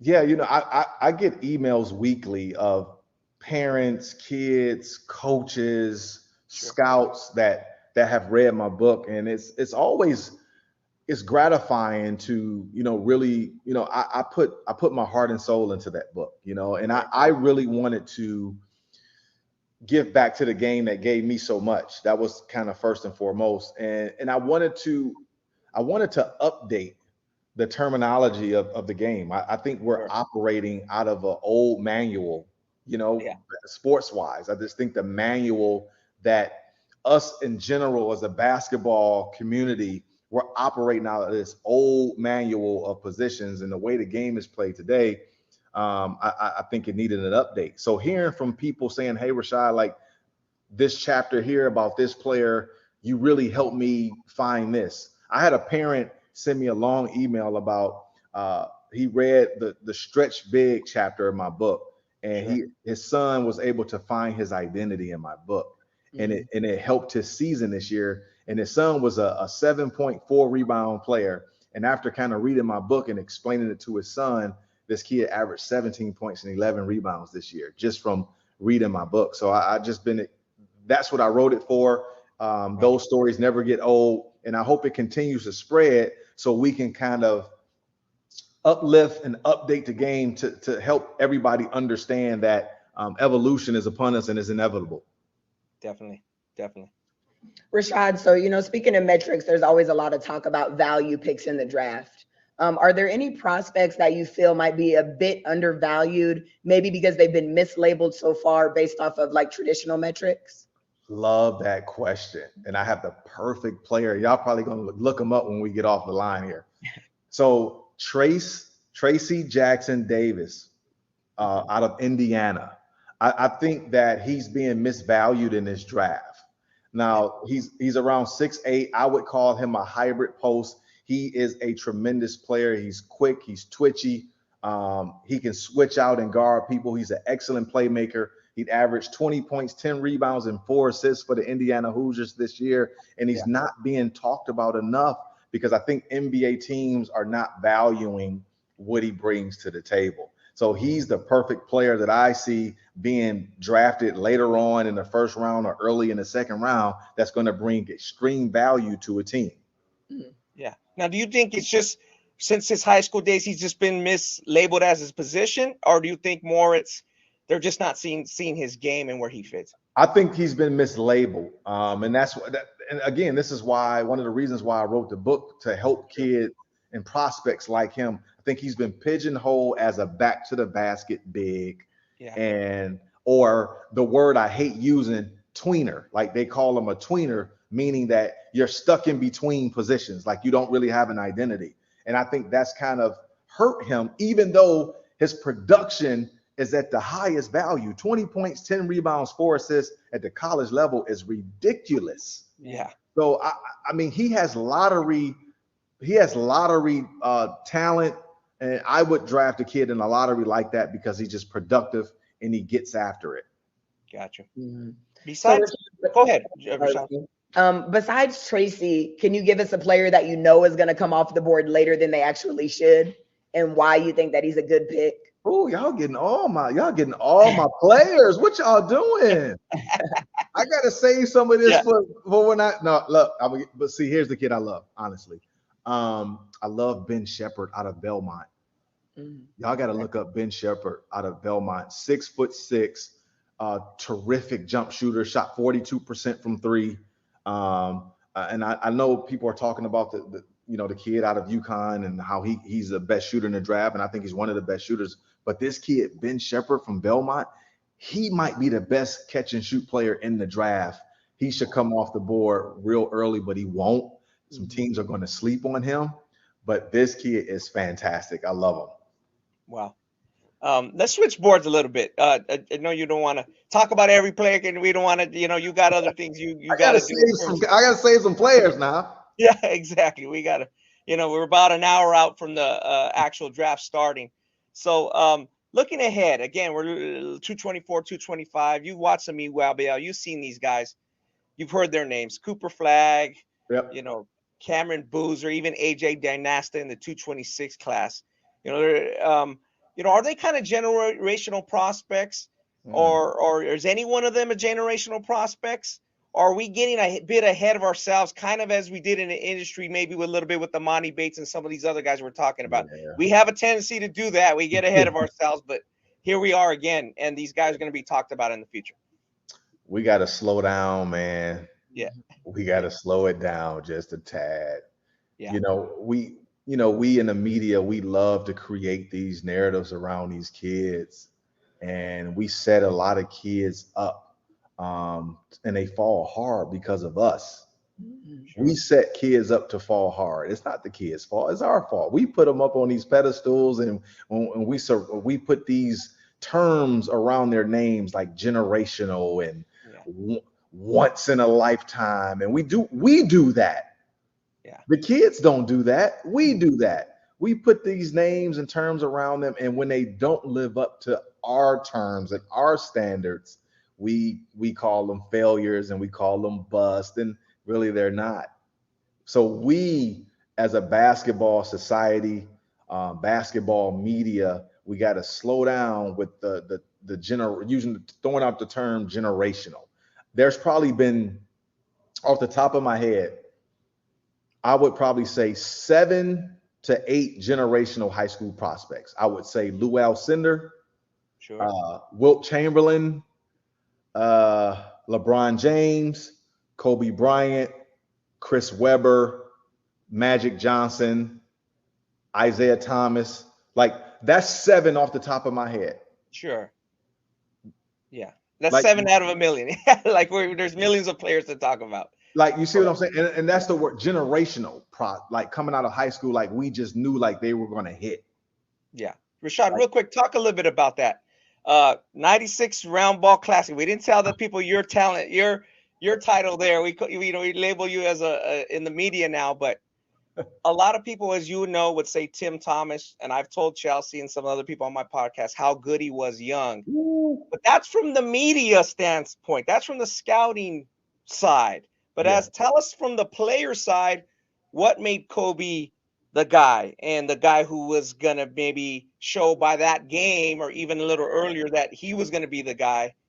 And that's, again, because until the very end, Tim was rated just as high as him, right or wrong, or even higher than him. So just talk a little bit about that. Okay, so let me break down Tim Thomas first. Yeah. Tim Thomas is the most ferocious basketball player that I've ever played against. Wow. Yeah, that's fair. Just from a ferocious standpoint. And we were 17 years old, and I was looking through the magazines. There was no Instagram and Twitter back then, so it was all magazines. Magazines was our Instagram. And I'm looking through the magazines and reading about this Tim Thomas and this Kobe Bryant. And I got on the floor with Tim Thomas, man, and I had never seen anything like this dude. He was 6'10". I mean, all muscle, could run like the wind. He was extremely mean. He was athletic. He can shoot. He could pass. He could defend. He could block shots. I had never seen anything like him. And then you go to Kobe Bryant, and I idolized Michael Jordan growing up. Sure. So getting on the court with Kobe Bryant, and me and Kobe, we're the same age. You know, I'm a couple months older. My birthday's in May. His is in August. So we're 17, and it was like I was on the court with Michael Jordan, but this dude was the same age as me. Interesting. Wow. High praise. I felt like I was on the court with Michael Jordan, but the dude was the same age as me. Is that because of the way he carried himself, or just his skill level? Everything. Got you. I was like, yeah. Like, I didn't understand it. I still don't understand it. Like, how is this dude the same age as me, but he plays like Michael Jordan? How is that possible? Yeah. Yeah, maybe the scouting industry didn't see that, but we obviously saw it toward the end.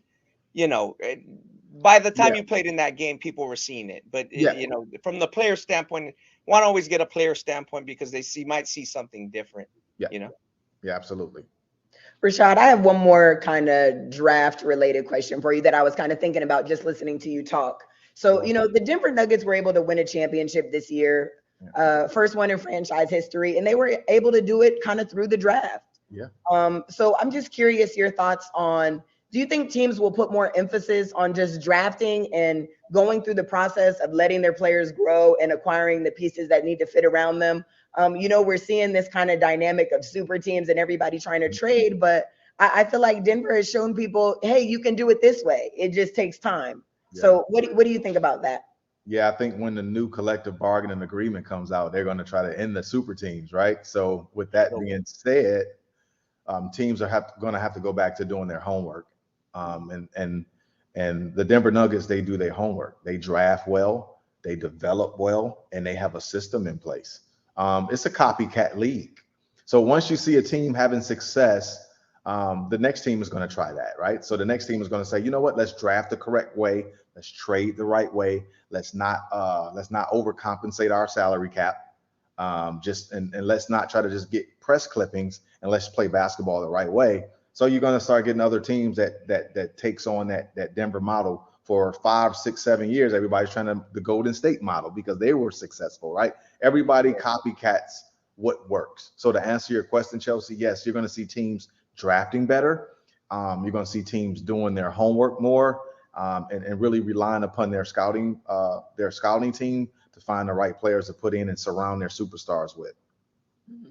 Makes a lot of sense. So, Rashad, we appreciate your time coming on our draft show party this year. Once again, let our viewers and Ballislife fans and basketball fans out there know where you can order your book and any other projects you got coming up. Yeah. You can find me on Twitter at RP3Natural, Instagram Rashad Phillips 2319, and you can purchase my book at WeberPublishingGroup.com.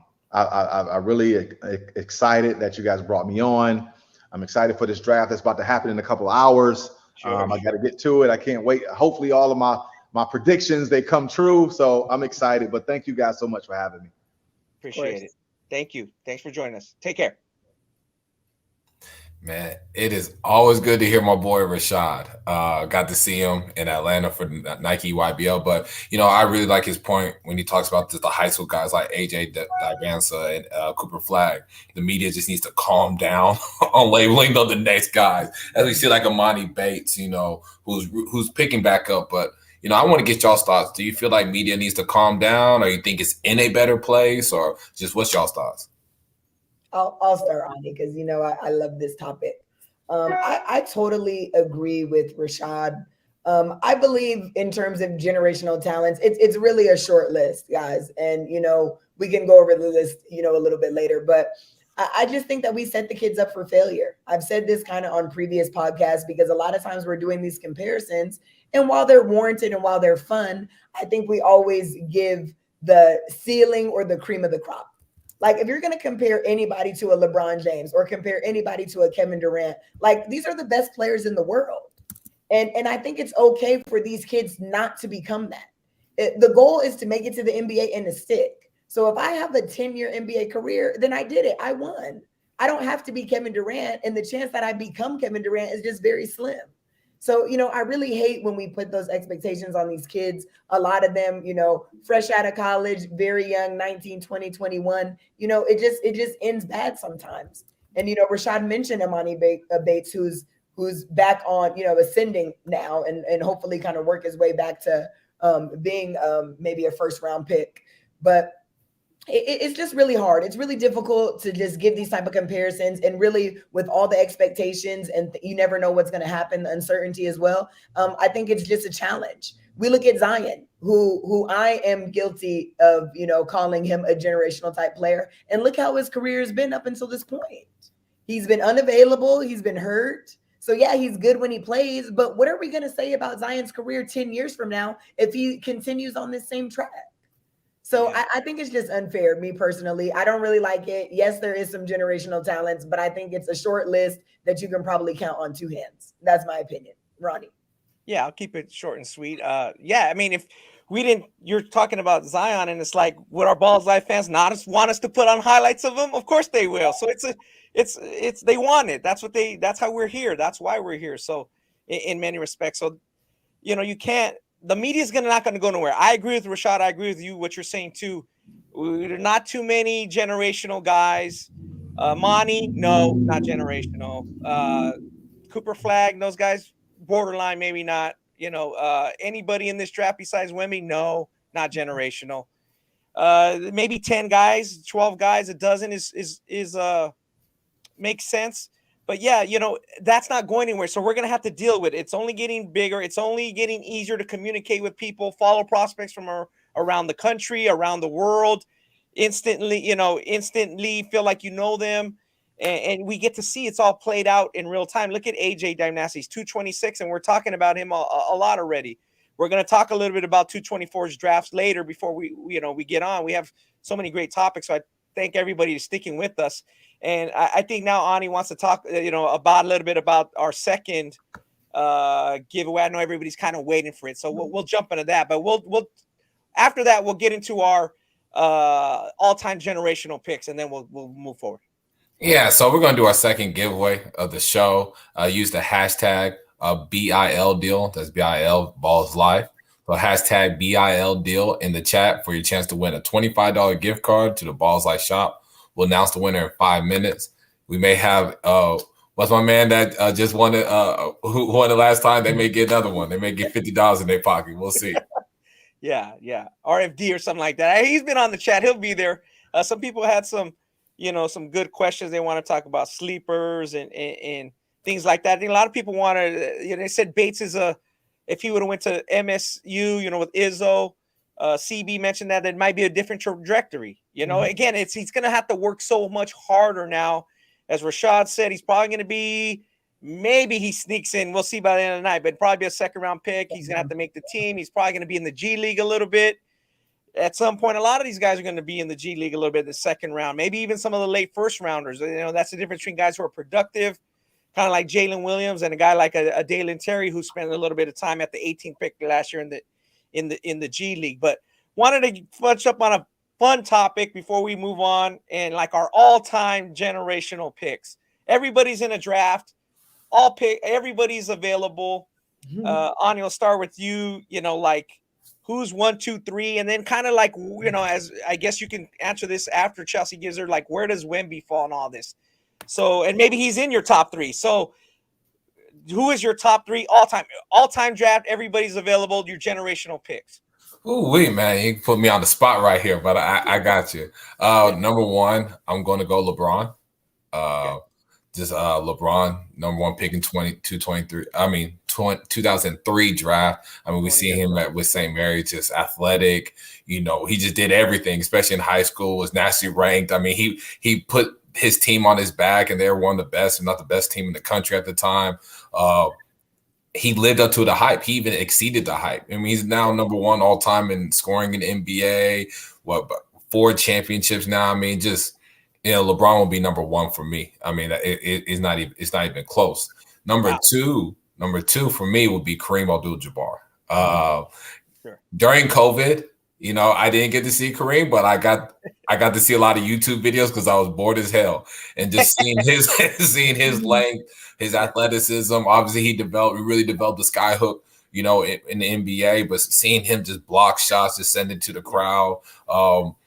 Just his length, his athleticism. He was mobile. He was an offensive beast at that time, where the big man would just reign supreme and just was the central of your offense. I mean, Kareem was fantastic. Kareem was just that guy. And even if he was born in today's age and, was able to have the skill development that's in today and all the science and stuff, I mean, he would still be generational today. So that's why I have him number 2. Number 3, this is one that I really enjoyed watching. This is watching. This was a little bit before Kareem's time, but they still met up in the 70s. And this was Wilt Chamberlain.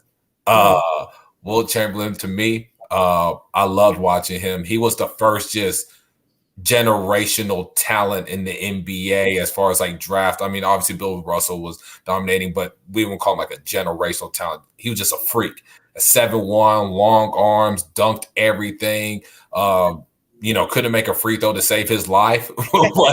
he averaged 50 one time in the regular season. Just seeing he was a big time track athlete. He could have probably been an Olympian track athlete as well, I believe. Just watched a documentary about him. This is stuff that he did in his physical, he's just such a physical specimen. I have Wilt at 3, and I think again he's on this generational. If these guys were drafted today or raised up in today's age, they would be really dominant now.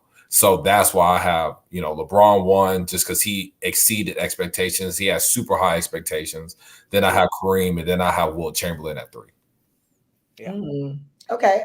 I like your list, Ani. You stole one of my players, but that's okay. I'm going to do my countdown backwards. So I'm going to start from number 3. At number 3, I have a guy that I've loved pretty much since I was a kid. I'm going to go with Magic. Magic, obviously, I wasn't really alive for his playing years, but just style of play in terms of passing ability, his size, his court vision. Magic just got it done from the moment he stepped foot in the league. I wish I had the opportunity to watch him play live, but I didn't. But what I have seen from him, I've just always been impressed. Everybody speaks so highly of Magic, from, people he's played against, people he's played with. I think you just can't go wrong with a person that loves to share the ball. I mean, you can pretty much pair Magic with anybody and he's going to be successful, because that's just the type of game that he has. So, Magic Johnson is always going to be, he's my all-time favorite point guard. He's always going to be on any list that I have when it comes to all-time greats. And he's just my guy. So I'm going to put him at number 3. Number 2, I think I want to go with Shaquille O'Neal. I think Shaq is like one of the most disrespected or like, let's see, underappreciated players like of all time, in my opinion. This man was so dominant. I just remember his early years being in Orlando. He was absolutely incredible. I got to watch Shaq navigate his way through the league, win championships. I've been a big fan of him, even when he teamed up with Kobe. RIP Kobe. I love Kobe Bryant, but Shaq got all those finals MVPs. I know people try to hate on my boy, but he was just very good. Just the pure dominance alone, people consider him the most dominant player probably that this game has ever seen. Just body, size, athleticism and athletic ability when he first came in before he got heavy. He was just superior. Fun to watch, very dynamic in all facets. And he's got to be on my list for sure. And then number one, I have to say LeBron no matter what, because anybody who has watched our show knows that LeBron is my guy, even though Ani tried to take him. We don't have to show any more clips of LeBron, but I just want to say that I've been alive for, all of LeBron's career for the most part. And the thing that I love about him the most is that he has absolutely shattered any and all expectations since the day he set foot in the league. So, we give players this generational tag before we actually see what they're going to do. And Bron has just superseded all expectations. We talked about this kid at a time when he was 13 and there's, limited media and people are just word of mouth talking about him all across the country. And even then he came into the league, he killed it. He's still killing it till this day. Obviously he's not the best player anymore, but he's still very formidable going into his 21st season.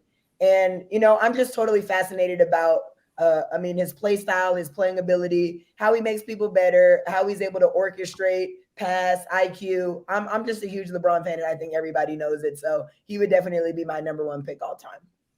Yeah, those are great picks, guys. And my listeners, no need, we just keep it short and sweet. We're about 45 minutes out to our first pick, and it would just be Wilt 1, Kareem 2, and LeBron 3. Just similar to you guys. I just think if you had them all in a workout, again, we're all saying they're high school players, basically 18, 19, whatever age they're in. You saw those three work out, you would be like, wow, you ain't going to pass on those guys. Especially you look at Wilt, you're just like so gifted of an athlete. From the drafting perspective, it's like you guys are saying about Amen in Asur. You're just wowed by it. You're not going to pass them up too long, So I think those three are it. I think we're kind of in the same boat. Rashad mentioned those guys as well. And I think we're all on the same page. We're gay. We got a little carried away with, I think, even Jabari Parker, Andrew Wiggins, a little bit Felipe Lopez because he was something different. The Dominican sensation, that kind of thing. We got a little. There's about 10 or 12 guys, and the rest are not. And I think from what we saw in Vegas, Ani, that Wemby's got to be on that list. So that didn't close on this topic. Is he in your guys, 4 to 7 or closer to 10, or is he like 4, or is he closer to 7 or 8? And I'll start with you, Chelsea, just real quick. He's nowhere on my list. I don't want to. I want to see how the career is going to play out. I think he's going to be exceptional. I do think he's going to reach the expectations that the people have of him. But I really I need to wait and see. I pray he's not hampered by injuries or anything happens, which that's a part of the game as well. So when we're talking about generational people, I think he fits the prototype, but I'm not gonna put him on my all-time list until I'm able to see what he can do. Ani? I have him 4. I don't need to see a game. I ain't got to see no games. I got to see him in Vegas on my 30th birthday.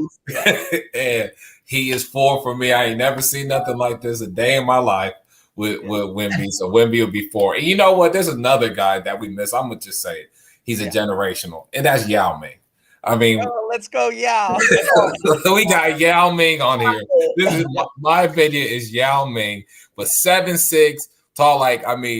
Was fantastic. Average 19 and 9 or 10 in the league. He just got hampered by injuries, but Yao was an all-star starter. Was a beast. He lived up to the expectations, especially early on in his career. We look at it, he's dunking on everybody. He was 7'6". We didn't see a guy like. We seen Manute Bol and George Morris on, but they weren't very good. This guy was tall, 7'6". He was really a hope, like in China for basketball, really opened it up. I have him as a generational player. Yeah. Yao was terrific. He went to the Nike camp. I think 97, 98, and maybe it was about 98, and people were talking about him. And I remember Jay Will had a great year at Duke, and everybody's like, "Oh, he's going to be the number one pick." And then we're like, but inside, people knew that was a special player. And I think that's to Chelsea's point. The injuries, that's what I would assume she's a little scared of. Guys 7'4", 7'3", 7'5", 7'6". You know, it's a little dicey. Obviously, you got to take him number one, but I understand where she's coming from that point. No, I don't think the Spurs can expect 16, 17 years of dominance. It's going to probably be more along the lines of 10 to a dozen years. I think that's a reasonable expectations. As we talk about reasonable expectations, I think we should go with our close this second drawing out here. What do you think, Ani and Danny? Let's see who our winner is.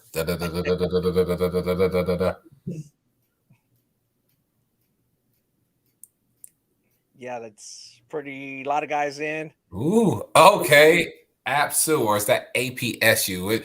APSU, that's how I'm just going to go by. That is our winner. He had Azusa Pacific alumni or something. Maybe he's a Azusa Pacific fan.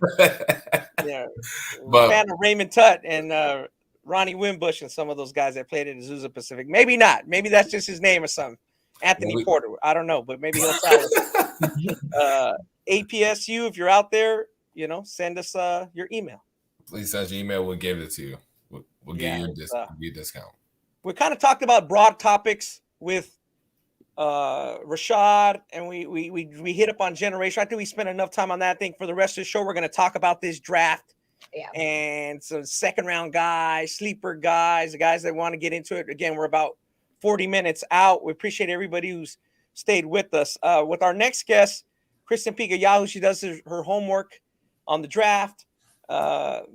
She interviews these kids a lot when they're younger in the grassroots scene, and she has a good base for the one and dones and even a little bit of the international flavor. So I think for now, let's get to our third special guest. From our next special guest to the 2023 Ballislife Draft Party, Krysten Peak, Yahoo Sports NBA Draft Lead Analyst. Krysten, appreciate you being with us, spending some time with us before the draft. Listen, I'm happy to be here. I mean, most people are like studying these players. The next one's up, at least like a couple weeks, maybe since the NCAA tournament. I've been knowing these kids for some of them like 3 or 4 years, but definitely deep diving on them like the last year. So I'm happy to be here. I'm happy it's draft night. Ronnie, to me, this is like graduation. I'm so excited for these kids. Yeah, you're just excited almost as they are coming into them. So first and foremost, before we jump into the players, let's talk about the NBA and its new collective bargaining agreement, the new CBA rules kind of penalizing high spending teams' ability to trade and affecting their strategy on the draft going forward. How do you think it's going to affect their strategy going forward? Have you noticed any differences already? I haven't noticed it in this draft class yet, because you have to remember a lot of teams saw the talent coming up and they positioned themselves in a favorable spot to get either multiple draft picks in this draft or a high draft pick in this draft. So I think we're going to start seeing, the fall of that and what's going to happen in the next 1 or 2 draft classes. And as you guys know, like the talent in terms of one and done prospects drops off a little. So we're not going to see a lot of teams tanking in the next 2 years. We're not going to see a lot of trades being made or people making swaps for top draft prospects until probably we see the Cameron Boozer, the Cooper Flagg, the Darren Petersons coming up. So I don't think we're going to feel that sort of rule in place yet for another couple of years. And I certainly haven't seen it in this draft class yet. Sure. Yeah, makes a lot of sense. Krysten, what do you make of the Duke, the Duke player enigmas like Derek Lively and Dariq Whitehead, who are 2 of the best players and prospects in that 22 high school class, but their freshman season didn't go, as planned. So how much stock do you put into the scholastic or just the grassroots, events, they're playing in, when it talks about, evaluating and where they are in the draft? What's so funny about particularly Derek Lively is, we saw him successfully play the 4 alongside Jalen Duren in that Peach Jam run for team final. Or no. was the team final. Yeah, it's team final. Fine. And yeah. And he was great in the pick and pop. And so as like analysts and evaluators, we have to decide like that 1 year in college, how much weight are we going to take on that? And for Derek Lively, I mean, I guess it's none because he only attempted 7 threes all year. He was easily just like a rim runner, a rim protector, while the entire offense ran through Jeremy Roach and Kyle Filipowski. So we didn't see a lot of his offensive talent there.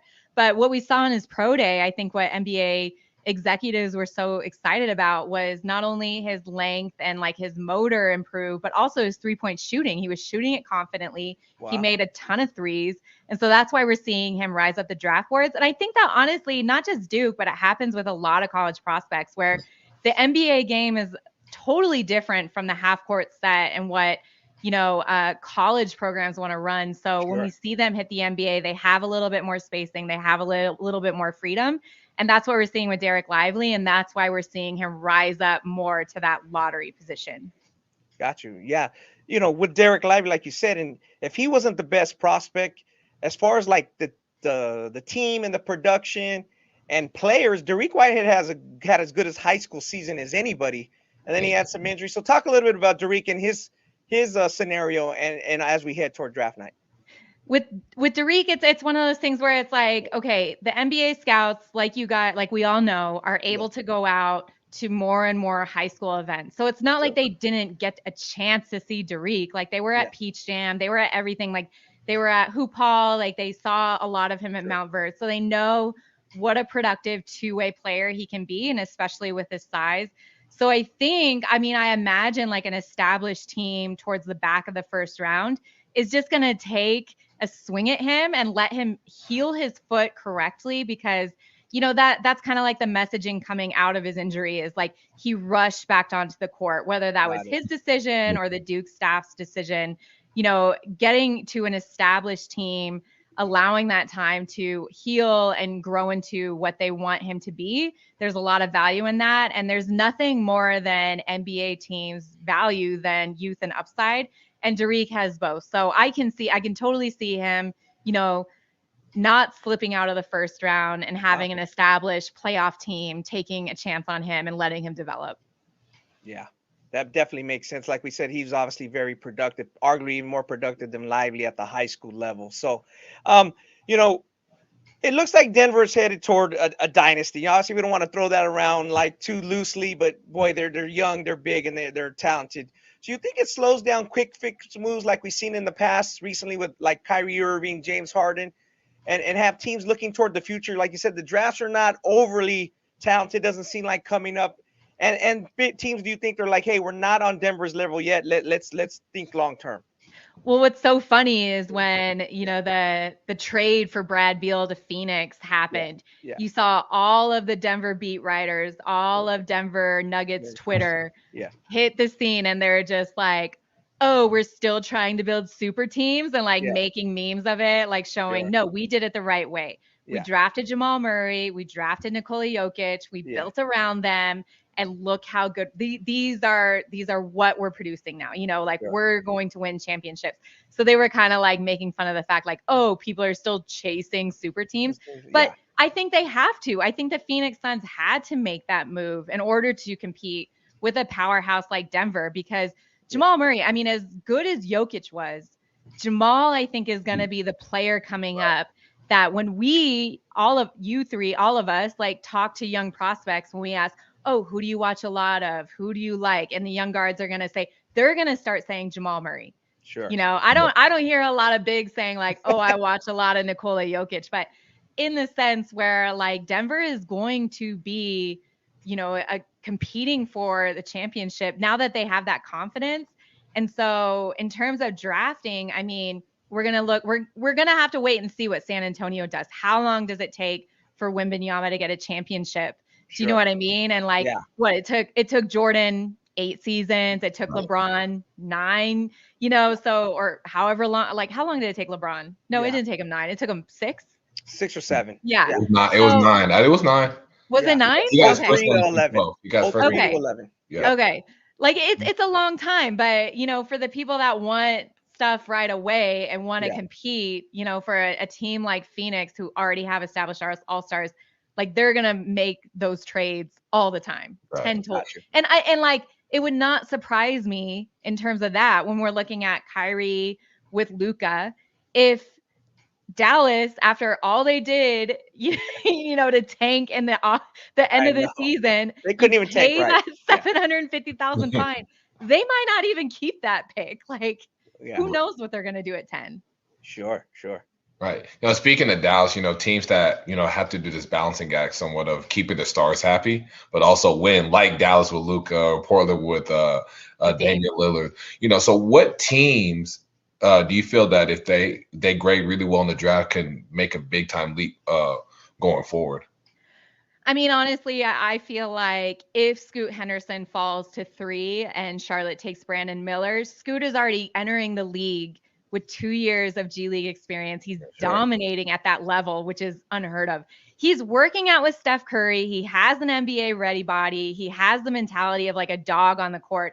So like everyone's sitting over here saying like, oh, Scoot's going to need some development. No. That's going to be an instant impact player. And he's someone like, I love Anthony Simons alongside Dame, but Scoot is another one that they could probably slide in alongside, try to have 2 playmakers, 3 playmakers with Dame.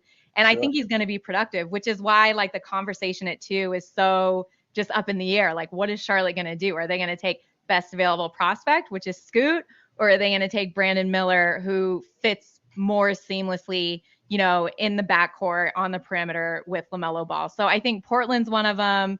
I'm also looking at Miami at 19, whatever they can add there. They're so good at picking for their culture and their team and what fits. And so I'm looking at that pick, and they could add, a weapon. I'm thinking that they're either going to add like a Noah Clowney to bring alongside and grow alongside Bam Adebayo to help with that rim protection that they were missing against the Denver Nuggets, or they might go with a younger guard and just do draft and stash, in the sense where it's like they don't know how long some of those guards are going to be there. If they don't continue to win in playoff settings. Right. Yeah, that makes sense. Definitely. As again, obviously Wemby, and then those 2 picks are people are going to talk about them, and they're 3 great prospects, like as you mentioned. But then kind of the draft opens up. So when you think among steals amongst the lottery pick, or is there a player that you think is for surely going to pan out after that first 3? I love the Thompson twins. I know people are really hesitant on them because of their shooting. But what I counter to that is like, I think that's a mental hump, to be honest, because we saw that with LaMelo Ball coming in. He only shot 27% over in the NBL before he entered the league. And then he was rookie of the year. Like, he figured it out. Lonzo figured it out. I feel like most of these guards figure it out once they get settled into their environment, into their NBA team. So I love the Thompson twins. I love how they play the game. I love their defense versatility. I love their athleticism in the open court. I think their shooting is going to find its way. Like, I'm not worried about them. I don't think they're going to be busts by any means. I also love Anthony Black. I think he was probably the most underrated passer in college basketball this season. Just the way he saw the court, and not only that, but with his height, he could see over the defenses and make the right reads with his 6'7", 6'8" length. And then also defensively, like, he's altering more shots than I think people realize, just with, how he closes out, and he's so effective on the perimeter. So those are some of the guards, especially in the lottery. Like, we're seeing a lot of length and athletic guards, kind of projected towards the top in the mid lottery. And those 3 specifically, like, I think are going to pan out and either be very effective pros or potential all-stars down the road. Wow.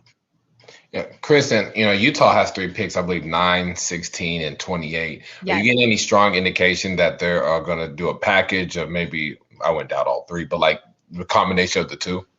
I don't think so. I think they're going to keep 9 and 16. I think at 9, they're hoping Taylor Hendricks, the 3-and-D wing out of UCF, falls there so they can pick them up, just in terms of like how everybody else might be falling on the board. Now, mind you, like, we never know what's going to happen. Like, we study these players all year long, and then Cam Johnson going 11 to the Phoenix Suns out of nowhere, like stuff like that happens all the time. So we don't know where Taylor Hendricks is going to fall.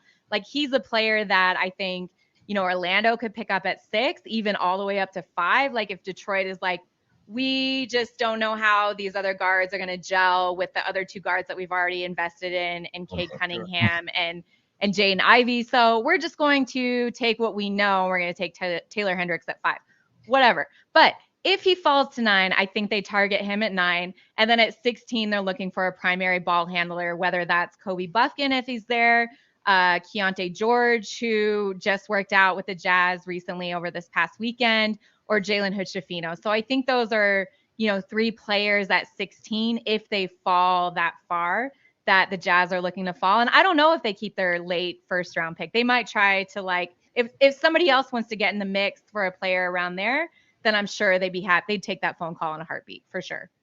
Got you. Krysten, you just mentioned a lot of backcourt players, and there seems to be a lot of them in the valley of the first round. Yep.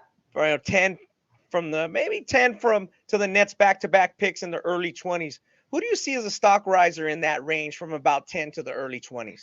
It has to be Bilal Coulibaly, Victor Wembanyama's teammate out of France for the Mets 92. He became a completely different player in the playoffs. Like I'm someone I called multiple games for the NBA app for the Mets 92 for Victor Wembanyama, and you saw him and you're like, okay, yeah, he's got a little bit of upside. You're watching him. Then the playoffs hit, and this dude is like crashing, the the offensive glass with these like putback dunks off the reverse. Like it's unbelievable. He became a completely different player. This guy averaged 5 points and 3 rebounds per game until the playoffs hit, and then he exploded. I mean, he was one of the main reasons why they made the finals. He was the top scorer for the Mets 92. He had 16 points, 4 assists, 2 steals in the win, getting them to the finals for the first time in their franchise history. And they came up short. Monaco beat them 3-0. But Bilal Coulibaly, 6'7",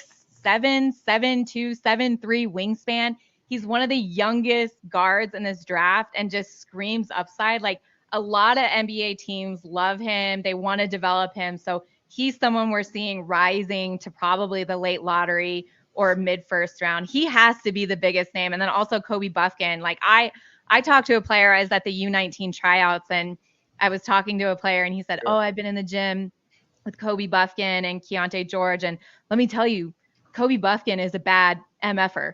And he said, anybody who's getting him is going to get one of the best guards in this draft. So seeing his name rise a little bit towards the top 10 is not surprising, hearing like how well he's working out with teams. And, those two by far have to be the biggest risers right now. Gotcha. Yeah. And Chris, I want to get your thoughts on another player that I've heard kind of rising to the first round, Ben Shepherd from Belmont. Ben. Yes. Ben exploded, obviously, like at the NBA draft combine. I mean, was a great shooter. He showed poise. He showed great shot selection off the dribble. He showed creation in terms of separation. And so, I think with a smaller mid-major school like that, like NBA scouts don't know how to scout him until he goes up against bigger, tougher competition. Right. And when he did that, he excelled. And so seeing that, you feel more confident taking Ben Shepherd, in the back half of the first round. Again, like an established team or, maybe the Warriors who want to bring him alongside like the secondary unit to add outside shooting, and so with Ben Shepherd, I mean, he probably did himself the most favors from the NBA draft combine. And I don't see him falling out of the first round at all. Yeah. And who are some players that you feel that will get drafted like later than they should? I think Amari Bailey, someone that Ronnie and I know very well from covering him in Southern California. And, he's someone, playing at UCLA, an established veteran team like that. We didn't see a lot of productivity from him. He had an injury, had an ankle injury. And then it wasn't until, the late in the season and into the NCAA tournament where he saw him assert himself. He took that big shot against Gonzaga. He's not afraid of those big moments. He's a beast on the court. And during the NBA draft combine, he showed more of his playmaking ability. He wasn't forcing a lot. He was passing, to his open man or anyone that he knew had the hot hand. So I think that was, a really good sign for him. And everything that I've heard leading up to the draft, he's working out great. And I still think, I mean, I have him right now, at like 28, but that draft range is anywhere from like 25 to 40. And, 4-5 years down the road from now, I think we're going to look back and we're going to be like, Amari Bailey was drafted where? Because he's just one of those players, like you can't coach what he already has and that drive that he has. And that's going to help him, especially as a pro, trying to claw his way for minutes and help a team win. Definitely. Yeah, I mean, he definitely did come on a little bit during the NCAA tournament in that West Regional. So that's a good choice there. Krysten, the last couple of weeks and at under 19 USA, you've been able to talk to some of these kids, get some pre-draft interviews. Who was really impressive, that can, just as far as in the interview process, you really feel confident they can back up his talk, or that like, wow, he just has a personality that, gives him a real chance to make it? I'll give you 2 names. Asa Noel was probably, the biggest surprise, not only for me, but for NBA scouts that were there. I mean, he is the definition of positionless basketball. I know we saw him a lot at Mount Verde this past year, playing the 5, sort of off the block and the 4, but at USA, he extended his game to the perimeter. He was knocking down threes confidently. He was great in the pick and pop. He has a decent handle. So that was someone that a lot of NBA guys were like, whoa, who's this? We're excited to see him. Yeah. And also his recruitment is, shooting up too. Like Georgia is favored because his brother is a walk-on playing there, but also Texas, Indiana, Alabama, Florida. Who else did he say? I mean, he riddled off like this long list. And I was just like, okay, I get it. Like a lot of schools are coming out. And then the other kid that really impressed me, not only on the mic, but also on the court, was Dylan Harper. I mean, this is a kid, he's one of the top guards in the class. And, he's got a lot of pressure on him. He's got high major schools in his top 5. It's Rutgers, his hometown school, and then also Duke, Indiana, Kansas, and Auburn. And he spoke so great about all 5 schools, to the point where like one of the head coaches texted me. He's like, what's your feel? And you guys know this, like sometimes we can just like feel where a kid is leaning. Yeah. And I just said, I was like, honestly, I don't even think he knows yet. Like that's just how in tuned he was and like present he is in the process. But he was so great on the court. I think he's really turned a corner on the EYBL, and he's definitely solidified himself as one of the top players in the class. Sure. I agree with you with like Dylan Harper and EYBL. I feel like he's really turned the corner. He's really just especially that Dallas EYBL. He was really fantastic. Talking about let's look ahead a little bit, like the 224 class. I know the draft class. I know the 223 high school group isn't overly strong, but I think it's starting to come together a little bit. Talk about like who do you feel like is in the top of the chart right now? It's so funny to me because, every year I go to the McDonald's game and the Hoop Summit and I talk to these NBA guys and I'm like, okay, if you had the number 1 pick, who would you take? And usually everyone can always rattle off a name, whether that's Victor Wembanyama, whether that's Cade Cunningham or Evan Mobley or Jalen Green or anyone. And when I presented that question this year, I was like, who would you take number 1? Nobody could give me an answer, because we got Matas Brazelis at the top right now, the G League Ignite. He's like a 6'9" hybrid guard. He wasn't very impressive at the McDonald's game, but, it's hard for players with his size and what he does on the court to be impressive in those sort of situations. He did, however, have the best dunk in the dunk contest, the very first dunk, where everyone was like, 10, 10, 10, 10. Like, it was super impressive. So it's him. And then I also think like, another kid from France. He's a young kid. He's very raw. He's 6'9", Zachary Rochesay.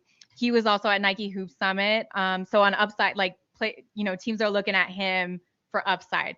And then we got Thierry Donlin, who's also going to be in the G League Ignite. So it's going to be another batch of international players that are going to be in the conversation for number 1. Isaiah Collier is there, Ron Holland, who's also signed with the Ignite after decommitting from Texas. Sure. So, I got to do a way too early mock the day after the draft. And I'm like, what do I just flip a coin? I think, we're going to see a lot of college players emerge. Sure.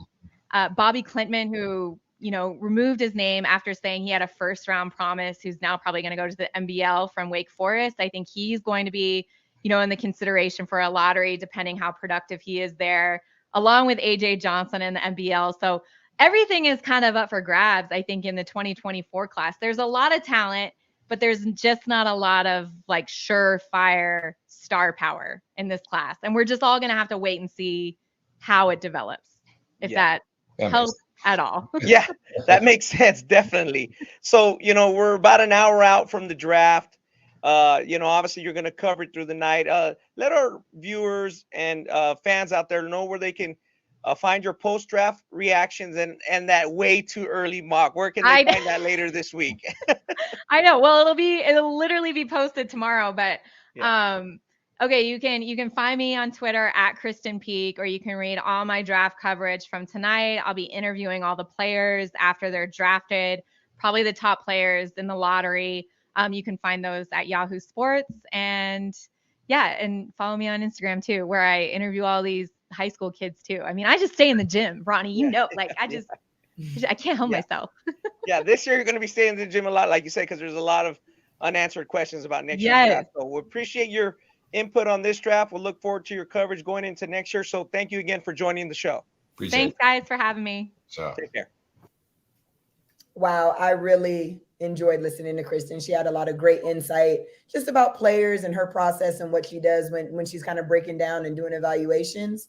But one of the common themes that I kind of noticed was her making mention of international players. She talked a lot, obviously Wemby being an international player is the #1 pick in this year's draft. But she's just kind of talking about just even in upcoming drafts, how they're kind of taking the league by storm. So my question for you guys is the NBA trending in that direction where it's just kind of maybe we're going to see this change in which international players are starting to dominate our league? I want to get your kind of thoughts on that.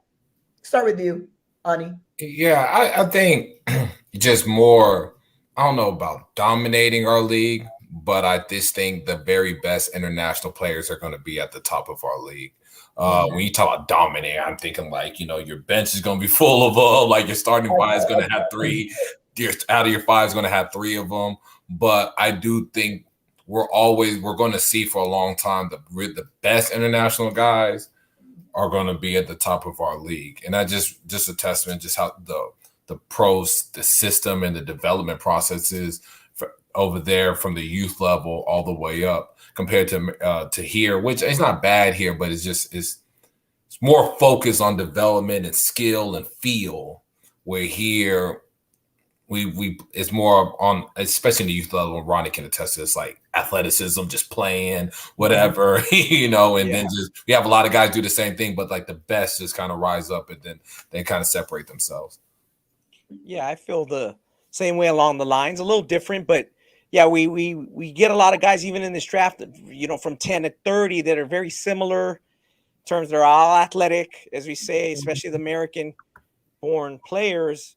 And, there's also, I think right now there's a little bit more pitfalls. Now, maybe some of the pitfalls as we see these guys, the board, Jalen Hood-Schifino's young, Kobe Buffkin, 2 years out of high school, Grady Dick 1 year, Kaysen 1 year, as we look at our mock about 15, 20 minutes out from the first pick. But yeah, when you start looking at some of the other guys, in the draft, they're, Ben Shepherd, more of a fifth-year guy. Then you start looking at some of the international picks. And I just think that those guys, have slightly less pitfalls along the way up, Ani. And we're seeing that a little bit with our stars. 2 guys at the top of the 218 draft who the pitfalls have hit really hard in the last 6 months, 6 months to a year. It's a never-ending process.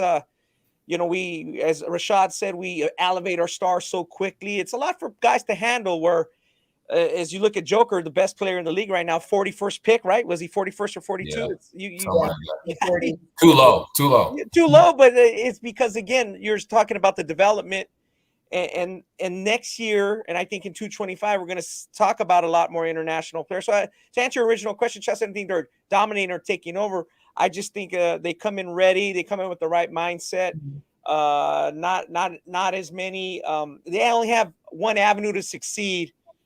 If you live in Serbia or you live in Russia, you have one way to get there. And the way that they have the system set up. You can't say, oh, I'm going to go to the G League. I'm going to go to the NBL. You know, you got to play their game, and their game is the way that where they're getting the scouts to certain evaluation places, and they know they got to hit. And I just think they respect the game in that terms of, you know, it was kind of funny. You talk about Brandon Miller, and people didn't get his point. It's like, yeah, if I'm Brandon Miller, I'd love to say Paul George is like one of the best players I watched. The guy, my guy, and those guys, the fans have unrealistic expectations. Like, what are you talking about, Paul George? See, that's why these kids fail. Like, no, we don't respect the game enough. In the grassroots level, the youth levels, the high school, you know, we got to really take care of that. And, you know, the international play has been dominant. But I think to Ani's point, it's been dominant in the go-to guys, the franchise guys. It's not really dominant, you know, 5 through 12. So it's still going to be there because, again, we're going to talk about it here in a little while. This next class has to really step it up. Okay. All right. I like that, guys. I like both of your guys' answers. I want to get into just really quick before we do our next special guest, some draft sleepers. A lot of people have been talking about in the chat as I scroll through just who are we thinking about guys that are going to be steals. You know, so give me a player, give me a team that they could potentially go to. I just want to hear your guys' sleepers of the draft. And I'll start with you, Ani. Yeah, for me, I'll touch on two. Marcus Sasser from U of H. I really like what Marcus brings to the table. As far as a guard, he's older, mature. He's from the DFW area, so he's from where I'm from, but can really score the basketball, plays at his own pace, shoots it with range, which, you know, in the NBA, that's huge. He defends. You know, if you're going to play and be a headline player at U of H, with Coach Sampson, you got to defend. And he showed he did that in his tenure there. So I have Marcus Sasser as one of my sleepers in the second round. I think he's going to be a quality, either that's off the bench guard or a fringe starter type, just someone that can just be steady and just get your offense in place. Second one, Keontae Johnson from K-State. I know he had the heart issue, but he bounced back. He's playing well. I mean, bully wing, rebounds the hell out the ball. The shots there, can get to the rim, finish. He competes on both ends. I think he's a disruptor on the I think he'd be a disruptor on the defensive end just because he's just tough and physical and he can switch and guard. He's athletic. Keontae Johnson from K-State, that's a definite sleeper. I hope he gets drafted. I know I've been seeing him some mid to late second rounds, but I think when we do a redraft a couple years from now, we're going to see him. You know, we're going to say, hey, he should have been drafted first. Wow. Yeah, and my guys, I like one of the older guys. We saw him a lot in 2 deep turning runs. Isaiah Wong. I like guys that can make plays. Again, it's not a big risk to take him. You take him in the late 40s, early 50s, and if he hits, you got a really good player. You got a maybe not to the level of Nick Van Exel at 37 when he got taken by the Lakers, but that's what you're kind of hoping for, a guard who can hit late, you know, and I just think he could shifty. He's confident. He's either going to really hit on a team's going to really like him, like, wow, we really got to steal, or they're going to be like, he's going to be like Ruben Patterson, the disruptor, and be like, we got to get this guy off our team, and he'll get on another team. You know what I mean? Because he's just a strong personality, and I like what he did for Miami. So I think the senior there, I think he has a really good chance. You know, as far as a younger player, I can go to UCLA. I think Amari Bailey. I think Krysten mentioned him. I can see him going in the higher 30s. You know, he has a lot of ability. But look at his teammate Jaime Jaquez. It looks like he's going to go in the first round. And there was times when I saw them this year, especially toward the end of the season, where Amari really came on. And, you know, we have on our board Jaime going 24, and Amari might be 10 picks lower than that, but he might be a really good player down the line. You know, he's part of that 222 class. He was injured a little bit as a senior. As we look at the end of the board there, Jaime to the Kings, James Nagy. You know, Jaime played in our Balls Life All-American game. He kind of really played his way up. He's played way over his ranking, Ani. I think especially the last 2 years, UCLA's made a deep run. We saw that great game they had with Gonzaga in the tournament. And you know, he was a good player on the grassroots scene. And Amari was just looked at as a high level. I just think that the injury was a problem, as we kind of talked about that with Nick Smith a little bit. and I just think he has a chance to do really well. I want to say some of the seniors like Tracy Jackson Davis that Rashad mentioned. I think he can be good. I think Tracy, you know, he might even slip into the first round. Maybe toward the end, maybe 20, 28, 29, 30. You know, so I like those three guys. Again, you know, there's a big gap between 25 and 50. You know, there's going to be a lot of guys in those 25 picks who could get chosen. Nice. Okay, I'm gonna give you guys one. I am really liking Julian Strother, 6'7", 205 pound small forward out of Gonzaga. Yes, he is a Vegas kid, so I've watched this guy since he's grown up, but I've really followed him in college as well. And I've just been super impressed with him. Just the growth from when he got to Gonzaga to now. He made some really, really big shots in the NCAA tournament. And to me, he just passes the eye test for what these NBA teams are looking for. He's going to be a 3-and-D player, solid strength, solid frame. He can really shoot the ball from deep.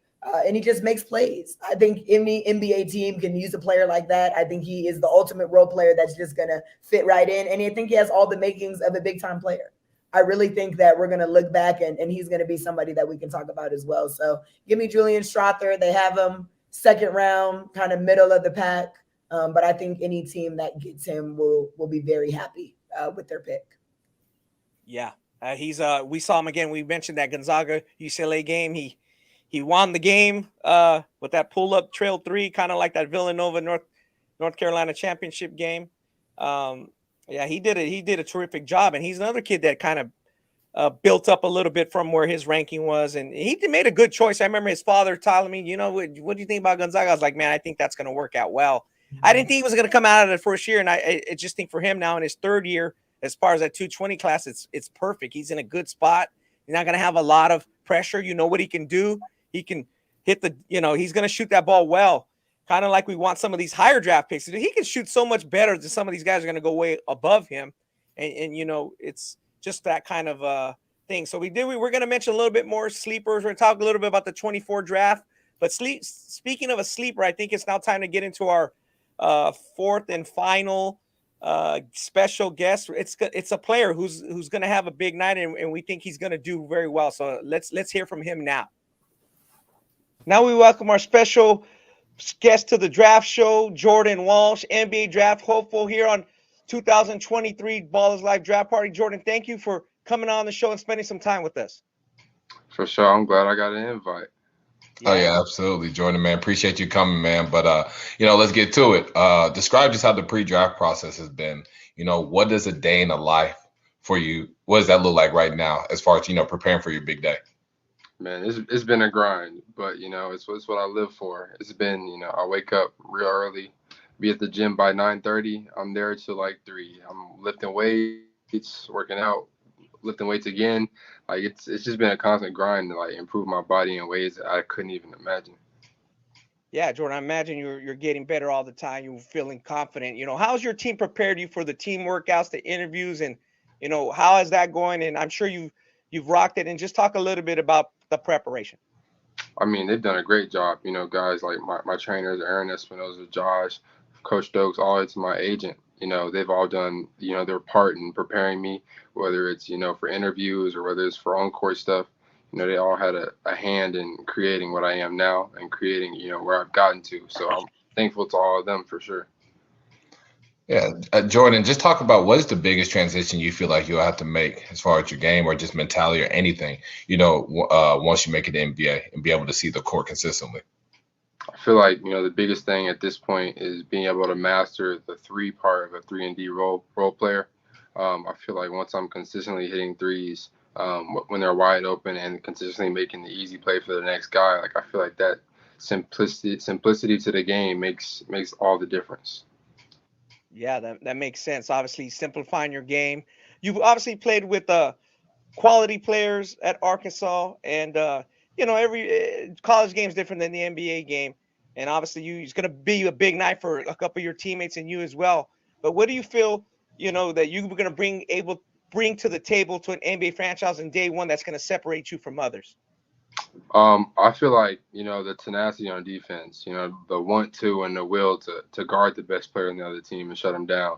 or the will to go rebound and get that extra possession. Like small stuff like that affect winning that some people, they can't do unless it's, I got to score. I got to get a shot up before I'm able to help the team like this. But for me, it's kind of like a non-negotiable where as soon as I step on the floor, like I'm doing whatever it takes to win. If that's rebounding, diving on the floor, playing defense, like whatever it is, I feel like that's what I bring to the table. Yeah. Jordan, how long have you waited for this day, for the day when the NBA commissioner announces your name? Man, I've been waiting for this for a long time. It's been 18 years, man. I've lived, I feel like I've lived a short life, but so much has happened. I've been able to go so many places with basketball, been able to meet so many great people. But to finally have my dream come true where the commissioner says my name and I can shake his hand, like that's what it's all about. That's when you've made it. Obviously, there's a lot of work to go after that, but be able to be there in that moment, like that means so much to me, my family, and everybody else around me. And how's your anxiety been? I know leading up to it.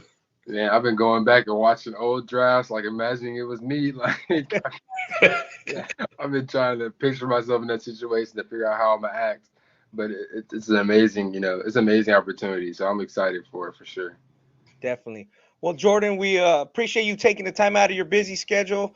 Good luck, and I know you're going to have fun on that big day, and looking forward to your future success and seeing you in the league. So appreciate your time. I appreciate y'all for sure. Yeah. Take care. I really enjoyed, listening to Jordan talk about the mental and physical preparation that goes into maybe the biggest moment of his life. Good luck to him tonight. He spoke about just visualizing how he fits on an NBA team and knowing your role. And I think that's half the battle, because no matter what you were in high school or in college, a lot of times having longevity in the NBA is just getting in where you fit in. And it seems like he has a good understanding of what he's going to be as an NBA player. So, Ani, I'll ask you, where do you see Jordan going in the draft? And give me a comparison for him. Yeah, I see him in the early to mid-second round. I really like him, like with Denver at 40, or I think OKC has a 36 pick. I would like that because they like guys that are interchangeable, can switch and guard. San Antonio at 44 will also be an interesting one because he could develop through that system, and I like him with teams that can polish up his game.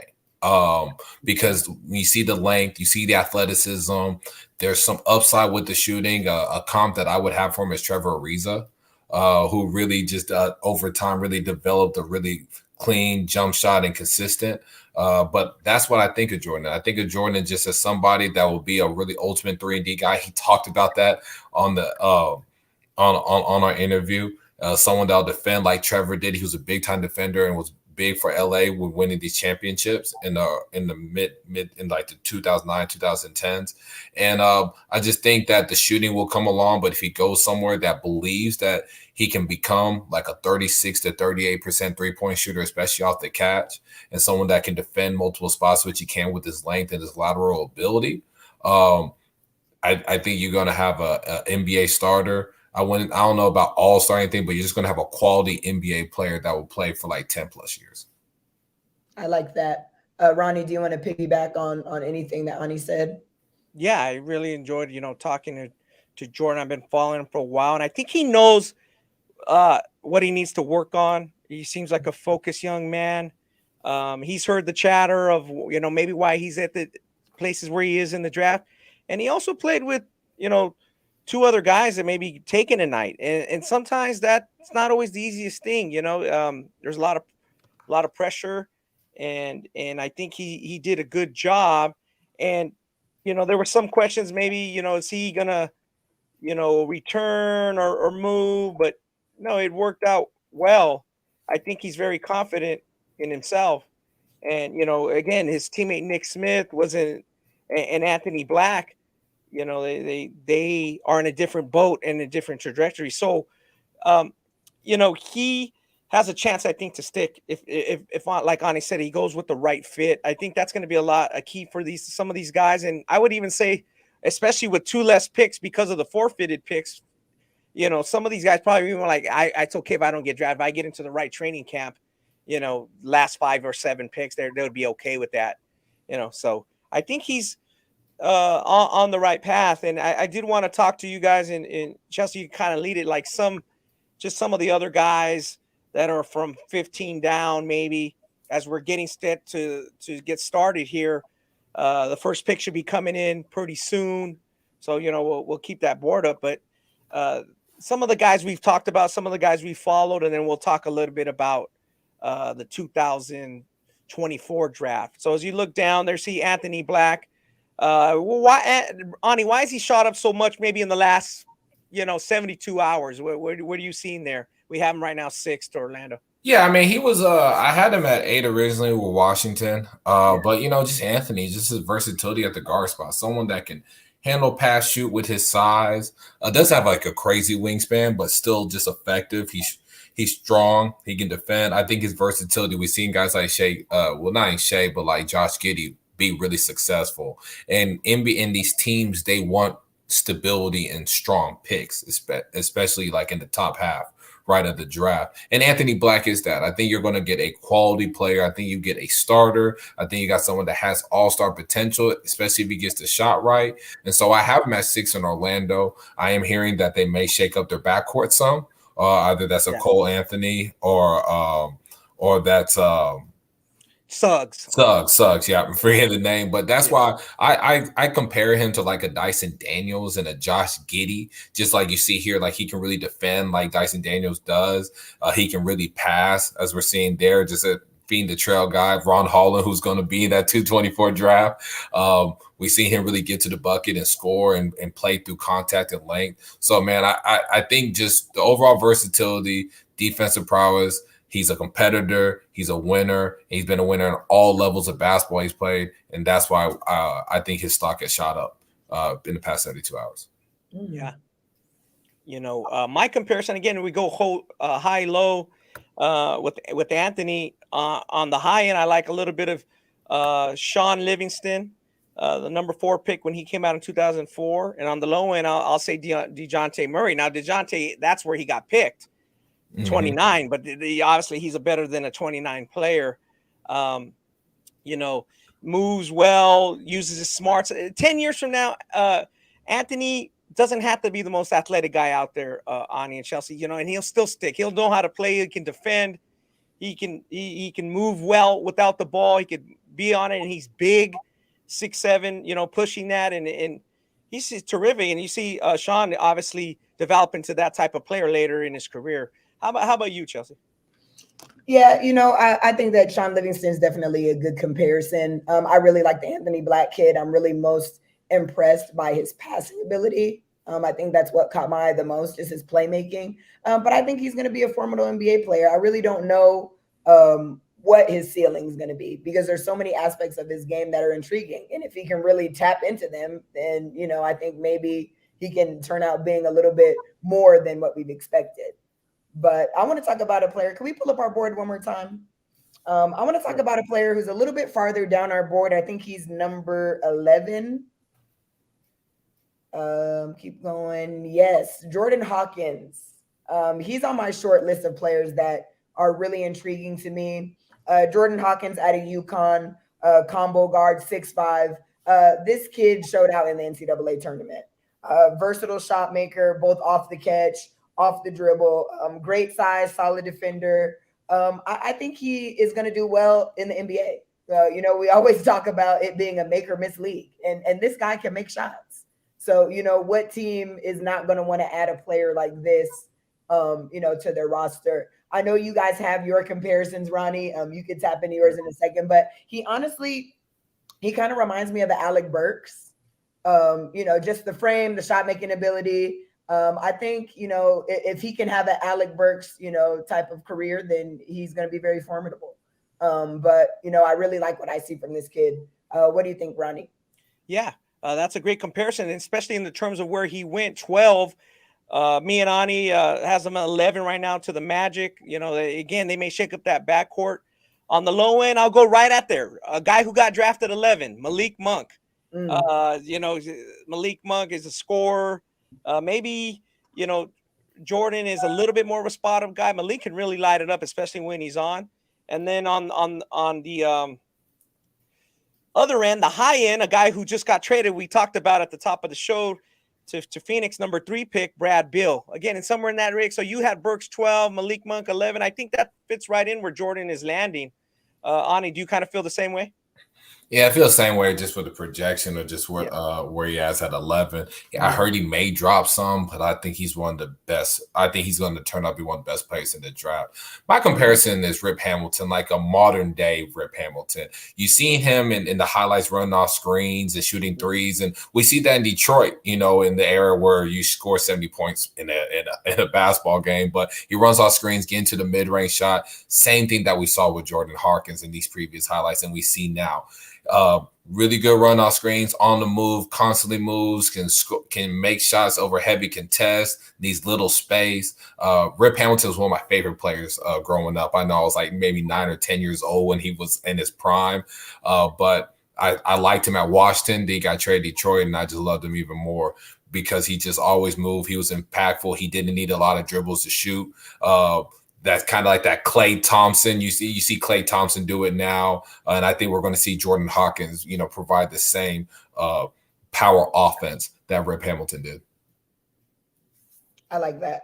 I want to just really quick, because we were talking about Jordan Walsh in second rounder. So I have to give my guy who is just outside the first round that I really, really like. A lot of mock drafts, we don't have second round, but a lot of mock drafts have them like 31, 32. And that's a kid, Maxwell Lewis, out of Pepperdine. He's another small forward, 6'7", 195 pounds, lanky, wiry frame, but this kid is really good. He's going to be another 3-and-D player, which I just feel like NBA teams are constantly searching for. And he has a great jumper, good enough size, good enough athleticism, doesn't really need the ball to be super effective. And that's kind of where we talk about getting in where you fit in. You have to be able to be productive without the ball in the NBA. Obviously, the top guys, the star guys are going to, have the ball predominantly. So people that can get it done without necessarily calling plays for them are going to be successful. So I really like Maxwell Lewis. I'm hoping that he can creep into the first round. Right now, they have him just outside the second round, but he's somebody that I think people should keep an eye on as well. Yeah, with Maxwell, we actually have him 26. So Ani kind of did your homework there. Yeah, and kind of, took you there and yeah, out of Pepperdine, out of 2 years at Hillcrest, a Vegas kid who kind of really came on. And Maxwell wasn't really, he did a 5th year, played with Dream Vision, not really anybody's ranking, a little bit under the radar, but he really came on. Ani, the only question I would say is that some people are kind of looking at his tape. And yeah, they do see the flashes, but Pepperdine was not very good this past year. So give me your comparisons, and then we'll, see, why you think he may fit with the Pacers there. And obviously they got a young wing in Benedict Mathurin, and just what he might be. Yeah, I mean, he wasn't the reason Pepperdine was bad. I mean, I'll say that. I mean, they're just a bad team, but. Like Chelsea talked about, I like him as a wing scorer. I think he's very underrated in this draft, in my opinion, at his size. I got to see him in high school with that Dream Vision, with that team when he kind of took some time off. And I'm just and there we go. We got Victor Wembanyama. He got the first pick. The greatest prospect to ever walk across this stage. He heads to San Antonio. So, when we talk about Maxwell Lewis, a comp for me is Devin Vassell. I'm probably saying the last name wrong. Another one that's skilled on the wing, can shoot the ball, can make some. And I think that's really where Max becomes. That's where his prototype is like a playmaking, skilled wing that has athleticism, just like Devin. So really like Max. I think I gave him a first round grade. If he is in second round, he's another steal for me. Yeah, Chelsea. My comp for him, we're speaking of Maxwell. I like Kentavious Caldwell-Pope if he can develop that intensity and winning attitude. Anybody you like with Maxwell as a comparison? Yeah, he kind of just reminds me probably on the high end of Mikal Bridges. Got you. Long, wiry, can make shots, can defend. Obviously, that would be closer to a ceiling. Mikal Bridges is really good. And when he got his new opportunity in Brooklyn after the Phoenix trade, he kind of blew up. So, same body type, same style of play, in my opinion. If Maxwell can even be, half of what Mikal Bridges is, then job well done. Yeah, definitely. As our first pick was come in right on the money. I will say real quick, ESPN and everybody else, they got to calm down on saying he's the best prospect in any sport and in anything we ever seen. It's just a little too much. Again, we're not gonna spend much time on it.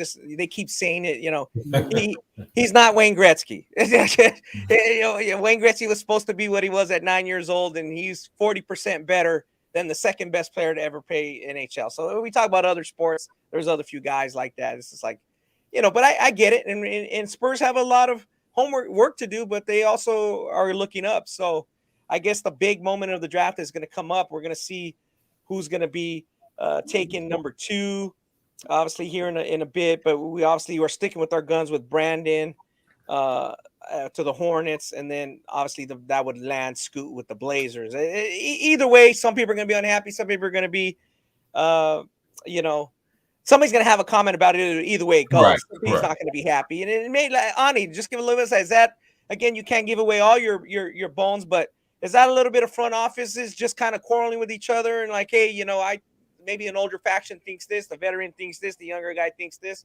or is it just they're just pretty both talented? In regards to number 2 and 3? Yeah, just in regards to like internally with one team.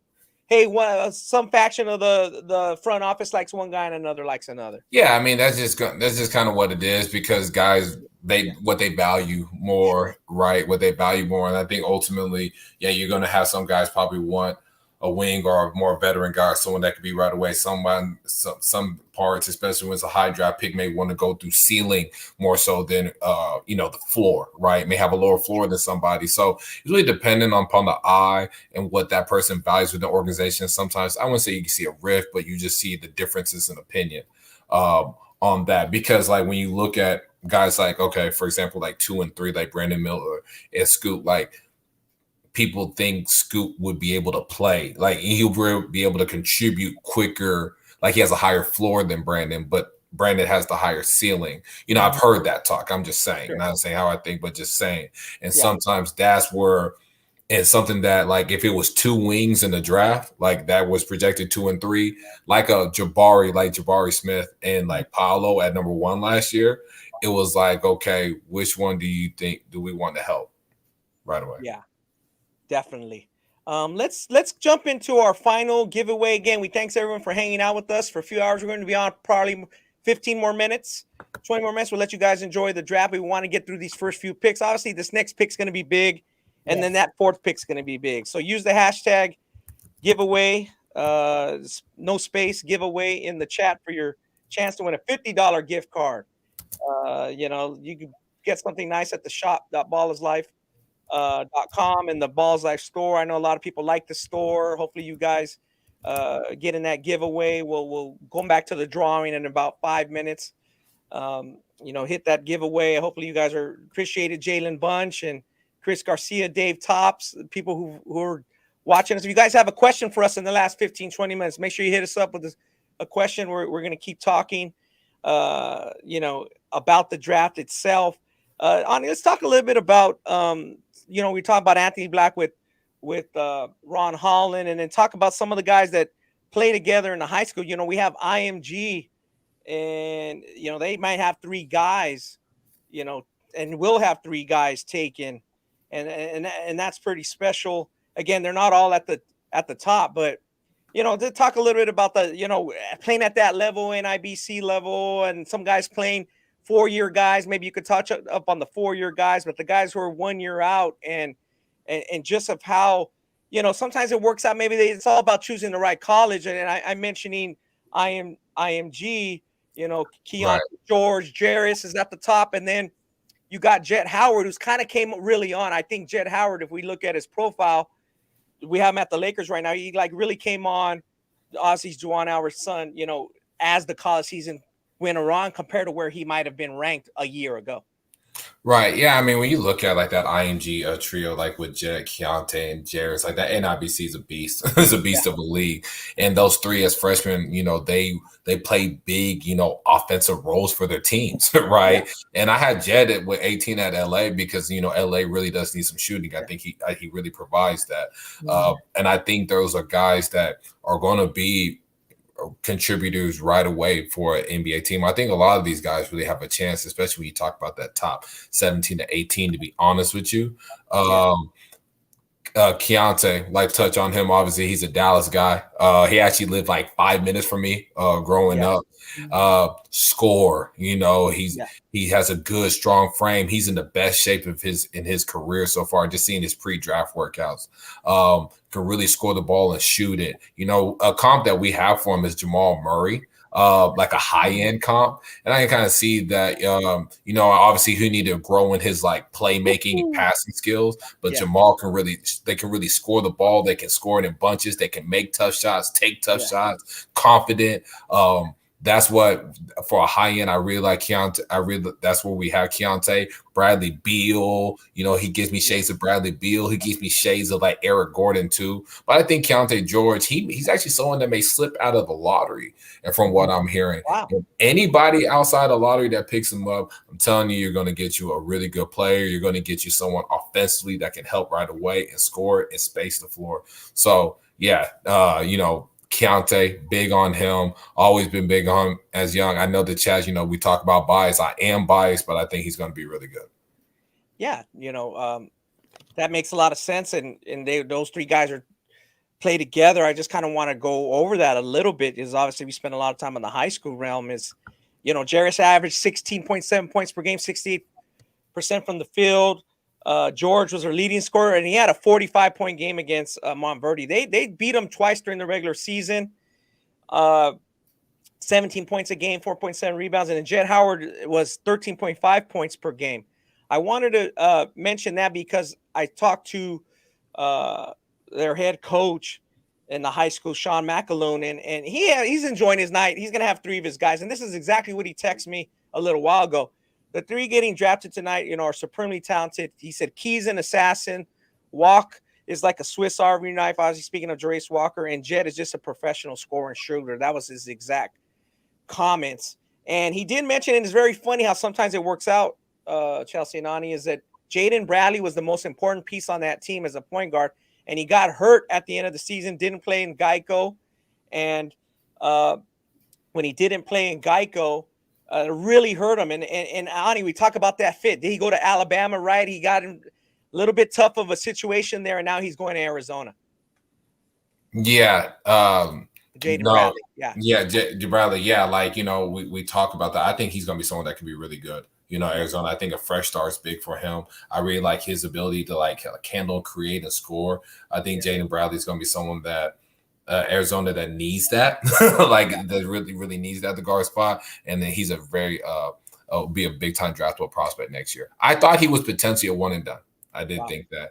I thought he had the skill set too, especially seeing him in the summer circuit in the high school setting. But I think Arizona's a good fit. He needs a fresh start and somewhere where he's allowed to really create and score. Chelsea, I think we have some news you want to get to. We got some draft news now coming in. Obviously, the picks are starting to roll in. Yeah, let's see if we can get a live look in. But the number 2 pick is in, and the Charlotte Hornets select Brandon Miller. So they did decide to go with fit. Brandon Miller, we talked about, all throughout our show. Just him being a big, versatile wing, and to be paired alongside LaMelo Ball is going to be a force. Charlotte needs help in a lot of areas, but I think it's good to start in the backcourt. You're going to build around your superstar in LaMelo Ball. Brandon Miller is an exceptional piece. He fits the prototype of what these NBA teams are looking for, just with a long, versatile wing. I think he has that, defensive potential, and obviously his scoring ability. I think he shows really flashes of confidence. So if he can just tap into that and become very consistent, I think him and LaMelo Ball would be a force. What do you think, Ronnie? Yeah, I think they made the right pick overall. It's a little bit safe, a safe wing, a guy who can, like I said, shoot well, create. And I think, Chelsea, you mentioned in a game you saw earlier this season, he can pass really well. Mm-hmm. Pass under pressure, pass in short opening windows, thread the needle a little bit, left hand passing off the move. Really impressive. I was really impressed. Some of the comps I made here, he does that way better than his comps. So he's a true number 2 pick. So then the next question we kind of know who's going to go next to Portland, but what do you do here, Ani? Do you try to package one of those guards? They got some Anthony Simons. Do they keep it, make it work? Is this what Dame wants? What do you think the thinking is here? Or just, I'm sure Portland's happy they got that talent at 3, but then they got some work to do. Yeah, I think ultimately, if you're trying to contend, you're going to have to move somebody other than Dame. Other than Dame. If you're, it's all about what Portland is trying to do. Yeah. Where I would move. If it's like we're okay rebuilding and just moving on. Let's just trade Dame. Let's select Scoot and let's just move with the Scoot Simons backcourt. If you're trying to contend, I think it's going to be really hard doing a Scoot Simons Dame backcourt. So you're going to have to trade Scoot or Simons if you want to contend. If you want to rebuild, then just let go of Dame. But I think ultimately you're going to have to let one of them go. You're going to have to let one of the 3 go. You can't contend with that 3. So I would, if you're looking to contend, you're going to have to trade somebody. Yeah. Chelsea, question for you. The draft is going to get, really interesting at 4 and 5. Most twins don't work out. We know they're not the same. Jaron and Jason Collins, the Morris twins, not exactly the same. So 4 or 5, you're going to take him 4 or 5. Like, wow, that's going against, not against that they're picks, but that's going against the history of what we've seen in the draft. Yeah, I mean, I think definitely. But, I don't like that you put the Morris twins on that list because they had a little bit of success. Which one, Marcus or Marquise? Okay, well, they're not the same. My point is that they're not the same. They're not. No, you're right. You're absolutely one right. is always better than the other. Right. You definitely have a point there. But I think that Amin Thompson is going to do well, and I think his brother's going to find his way in the league as well. I think both of these brothers are just going to be formidable NBA players, and I think that we're going to hear more about them than we have any other brothers or pair of brothers that have been in the league, over time. So maybe it'll be a situation where they can link up and play together one day, which I think will be cool because they're so different. Wow. They're so different. It may happen. I'm just going to throw that out there. The Morris brothers hooked up in Phoenix and played together. So, it's not out of this world to think that they can play together. Lopez twins, Chris just tapped in on the chat. It's been done. So, I think Amin is obviously the better of the brothers right now, but I think, his brother Azor is going to have a chance to be a great player in this league as well. So we're going to see. Time will tell, but one of them is going number 4 and it's probably going to be Amin Thompson. So we'll see. Wow. Well, Chelsea, it was interesting is, there's only been one season that they have not played together. Oh, really? The Thompson twins, yeah. They've only had one season where they have not played together. So that means it's destined for them to link up in the NBA. That's what that means. Like, they don't do well without each other. So they're going to find that out quickly, and somebody's going to trade and make it happen. See? I knew it. Yeah, that I like the way Scoot's outfit looks pretty good there on the telecast. And Ani, we were going to talk before we get off here in the next 10 minutes or so. Appreciate everybody staying on. Before we talk about our next topic, we'll talk about the G League Ignite. I think we need to talk about it a little bit, especially going forward with the guys in it. Let's do our giveaway. Let's do our raffle for the giveaway, our last one of the evening. Again, we appreciate everybody staying with us. The big one. And then we'll talk about 224. See the picks coming in, and see how it goes. Oh, we got a real person, not a hashtag, not a avatar. Jessica LaFleur. There you go. Jessica, where are you from? I mean, where were people listening in? Let us know where you guys were tuning in from the last 3 hours. Put it in the chat. We'll just give you a shout out. But thank you, Jessica, for listening in and tuning in. We've gone over a lot. We've gone over board, gone over generational, gone over some of our high-end picks, some of our high ceilings, some of our floors. We were disagreeing. You know, I think that everyone wants to talk about the Twins a lot. Like, you know, Yeah. the Twins they're just such a lightning rod for this draft, and people are enticed by them. You know, so it's great. And we need your email, Jessica, please. Yeah. Yep. Jessica, if you're listening, you need Dave Tops from Tennessee. That's cool, man. Julian Phillips, you know, is out there. Volunteers. I'm sure Dave's a volunteer fan. But speaking of the future, again, we'll jump back to the telecast when we see that pick coming in. But Ani, you know, the overtime you got AJ Johnson, who was in the Ballislife game. I know who you like as a prospect going to the NBL in Australia. Then we got, I know you're going to come out to Vegas to see the G League team this year a few times. They got more than just Scoot, or we're looking for a big, to go see Wemby. We're going to see some games and evaluate a little bit more. Yeah, absolutely. Man, that the G League Ignite, you know, especially like Tyler Smith, who's originally from Houston. I'm just gonna talk about my Texas guys real quick. Originally from Houston, I went to OT, that now in the G League. Definitely got to see him. Lefty, about 6'9", 6'10". Be interested to see how he plays during the season. Ron Holland, who's one of the best players in the country, goes to Duncanville High School. You know, big time prospect. In my opinion, just someone that's going to be a really good, hardworking wing that's really expanding his game. You got Dink Pate, who's going to be that 225 draft, but someone very intriguing, interesting, could be in the top of that 225 draft, but we ain't going to talk about. That's ways away. Thierry Darlon, you know, Krysten talked about him. I really liked him last year in Atlanta in the NBA Global Games. I think he's supremely talented. I think he's someone that will shoot up in that 24 draft boards. Modest Buzelis from Sunrise, someone that played in NIBC, 6'10", can really shoot the basketball, brings what the NBA wants to someone with size and shooting. You know, I you know, like outside of G League, got Isaiah Collier. Then 224 draft right now doesn't look great. It doesn't look very good.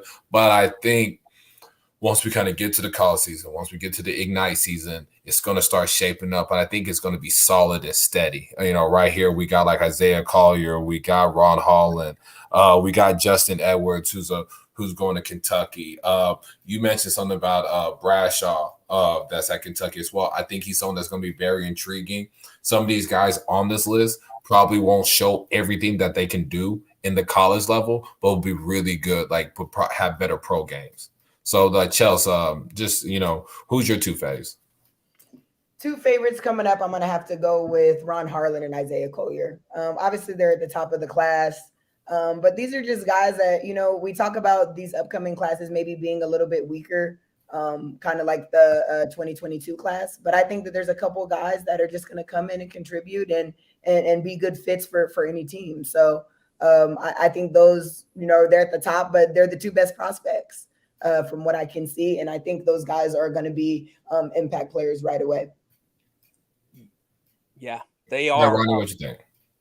I think for the guys that I like in the future for next year, just that I like, and it's not necessarily the best ones. I want to see Aaron Bradshaw. Again, he played with DJ Wagner. As far as that, you know, he is about fourth consensus. Again, are these guys who, you know, take a picture of this?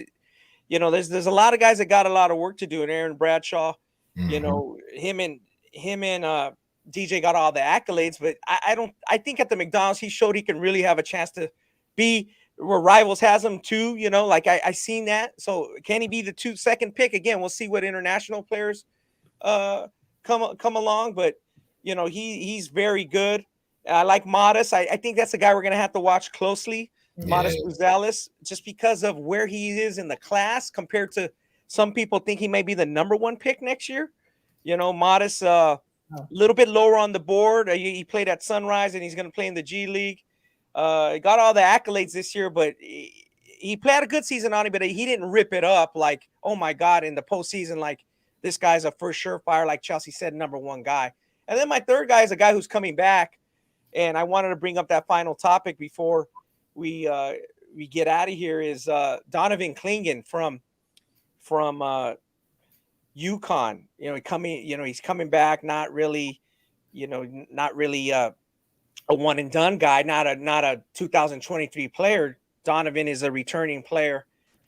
and I like him for the draft. And here we go with the pick just in Houston, as Chelsea said, and as we predicted, Amen Thompson. So far 3 for 3, and now 4 for 4. Yep. Yeah, amen. This is I wonder what Houston's gonna do with that backcourt. I think they're gonna have to shake some stuff up. Obviously, like Amen is someone that I think other than unlike his brother, he's really good with the ball in his hands. In my opinion, really get to the rim, can shake and bake and get to spots. So we'd be interested to see do you say no to KPJ and move him and keep Jalen Green or whichever. But I think someone like Amen, where you want to develop him as someone that's on the ball and is a freak athlete and can score around inside the arc, have shooting around him. So be interested to see what Houston does. He adds to their talented roster. They're not good, but they got a lot of young, good talent.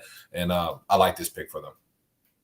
I think the KPJ point guard experiment in Houston did not work. So, Amen Thompson, somebody who can really pass the ball and play make. I think it's a solid pick for them. But like you said, they need to kind of figure out what direction they're going in, Ani. When I look at the Rockets, they need so many things. But I think at the top of the list, besides a pass first playmaking type PG, is just veteran leadership. I'm hoping that the tide will kind of change for them because, Ani, you're right. They do have a very talented roster. And now they're going to be under new direction with Ime Udoka taking over the reins as their coach. But I really feel like they just need to add some veteran pieces to really stabilize that locker room. It just seems very immature and not kind of ready to be, contend or to do something serious. Forget contending. Let's start with just making the playoffs.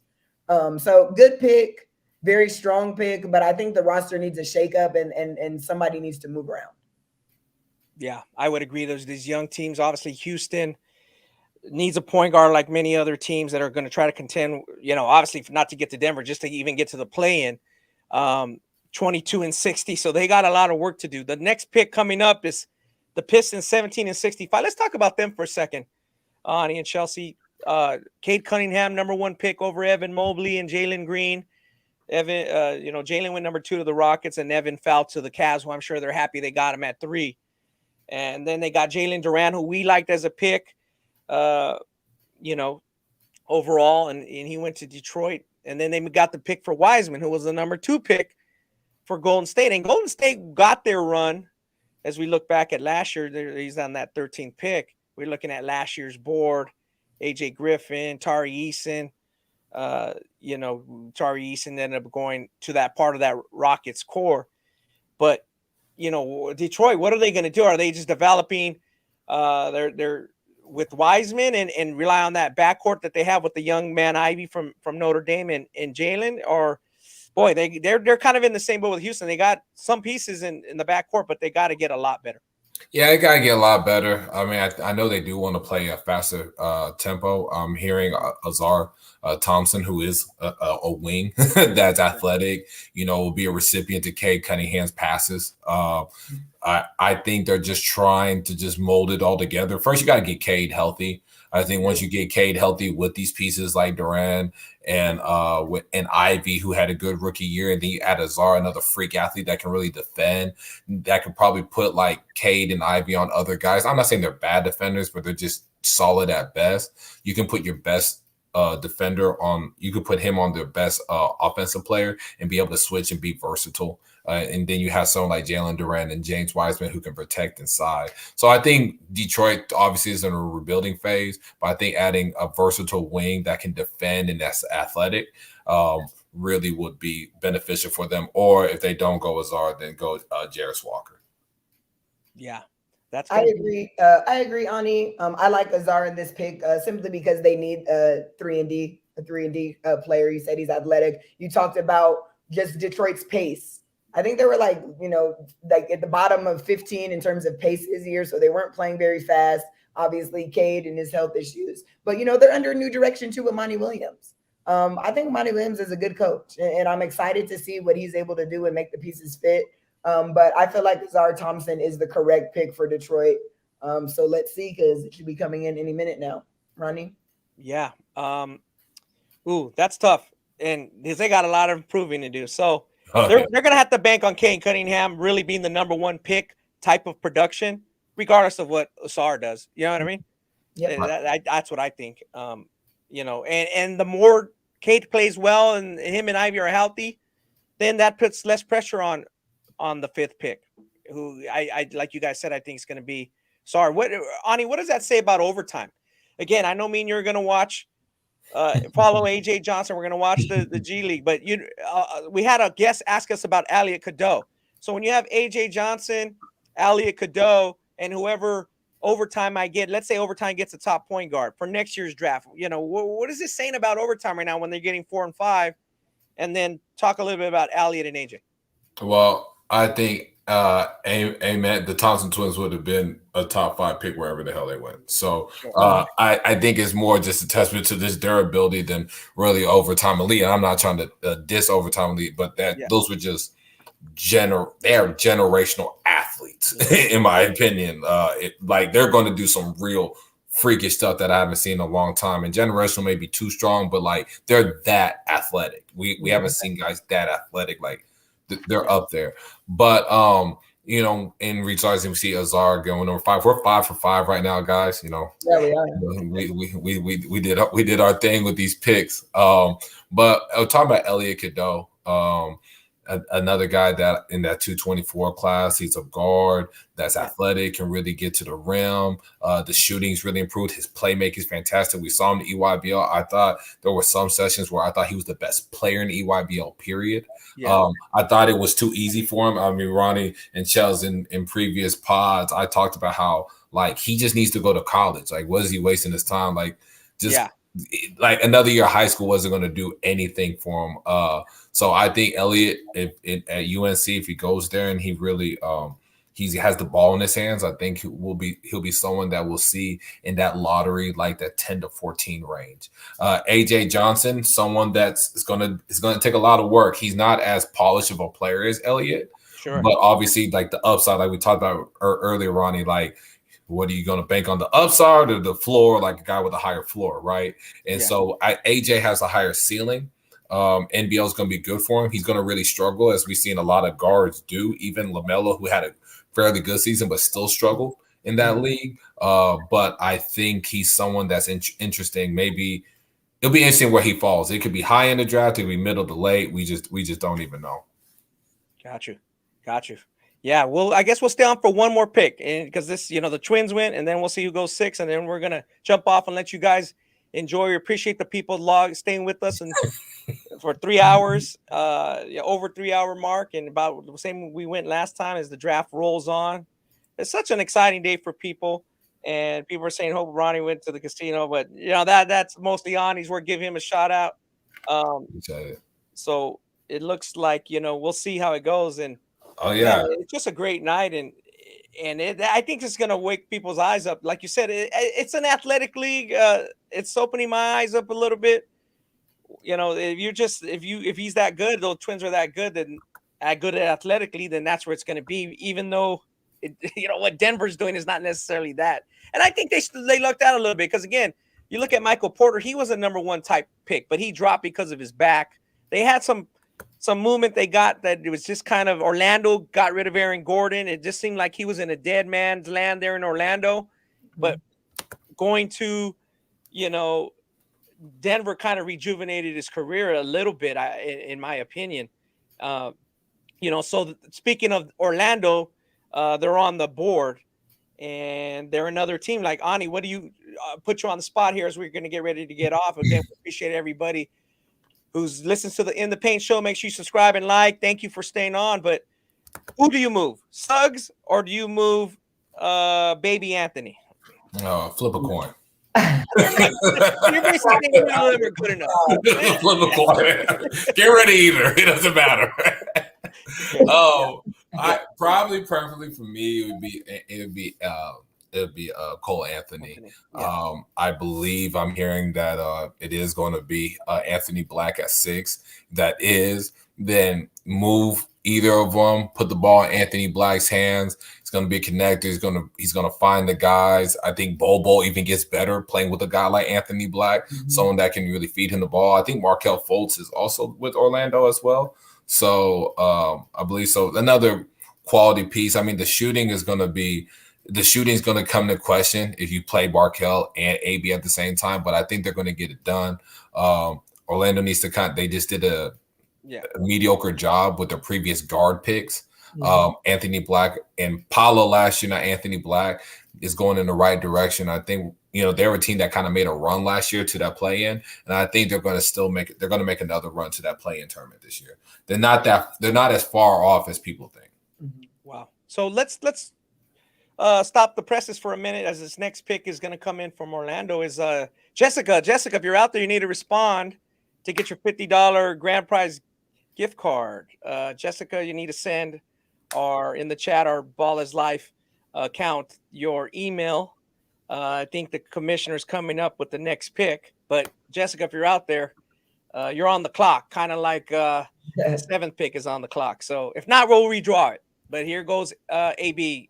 Chelsea, talk a little bit about that. Yeah, so the pick is in for Orlando. They took Anthony Black. I think this is a great pick. PV, I see it. Just to kind of piggyback on what Ani said, Orlando was in dire need of upgrading their backcourt. They have a lot of quantity, I would say, in the backcourt, but it's not really quality. And, you hit the nail on the head with Paolo, pairing him with Franz Wagner in the front court. They have a very formidable front court. Young players that are, can make some noise in the league. So you just need to make the pieces fit. And I think to have a playmaking guard like Anthony Black who can really pass, make the right plays, get the ball where it's supposed to go is something that Orlando is definitely looking for. So I do agree with Ani that, Suggs or Cole, one of them will be out. But I think you can't go wrong with Anthony Black. I think he's a good piece to build around with this young Orlando team. Got it. So what are we going to do? Count it down. The producer, are we just going to give Jessica 15 seconds? Doesn't look like she's on. Maybe she's watching the draft. She missed out $50. Yeah. $50. Somebody else can get it. So let's give it 10 more seconds. You're going to run it back? And then we'll just run it back and do the drawing again. It must be a rig, kind of like that Ewing lottery. It's just a rig thing. So you see Anthony Black there. Again, Arkansas. We didn't talk a lot about Nick Smith, but Nick Smith, top 5 guy, Ani. Yeah. In the high school class. In the high school class, and now he was actually earlier projected to be a top 5 pick. See him slipping past the lottery. I'd be interested to see Here's the winner's ball. Let's do that again. Let's do it one more time. Now you guys know it's not rigged.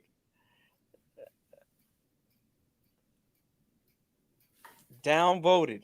Downvoted. I thought my boy Dave Tops was going to get that in. Ooh, Dave Tops, it looked like he was going to slip in there. Downvoted. If you're there, send us your email. We'll stay on till you give us. In the meantime, we'll thank our producer, Daniel Soto, everybody on the Shop.Ballislife team in the warehouse who gets your gear out there, everybody else on the podcast network. You guys do a great job. All the guys who produce all the video on the video team led by Audic and his group getting us all this great video.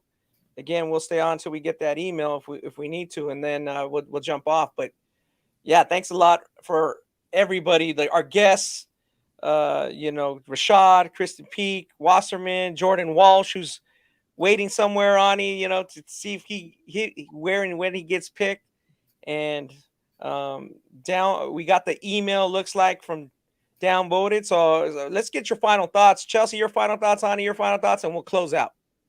All right, Chelsea. Final thoughts. I think this is going to be a good, solid draft. I'm going to tune in when we log off and see how we did on the rest of our board.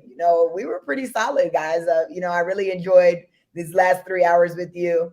I look forward to doing this again next year. I want everybody to tune in to the draft, the rest of the draft, after they watch this show, because, I hit the nail on the head with some of my picks last year, like Jalen Williams to OKC. So I think I'm going to have a couple guys in this draft as well. But just really enjoyed my time with you guys talking about picks and teams, and I had an absolute blast. So happy to be here. Ani.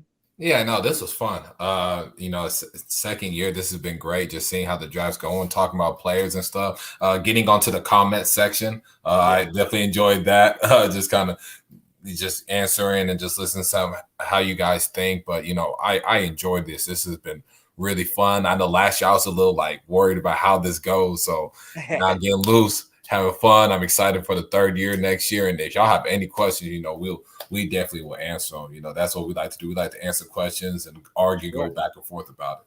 What about you, Ronnie? Yeah, I'd like to thank you two. You know, Chelsea do great work, and Ani, you do great work, and great different perspective. Appreciate all the fans. That's what, you know, without people jumping on, we obviously wouldn't be doing it. So you got to appreciate that.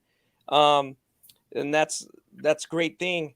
So thank you again for everybody who's involved in the team. Thanks for everybody who, you know, is out there listening. And for Ani, Chelsea, and Ronnie, we're about to get out of here. You guys go enjoy the rest of the draft.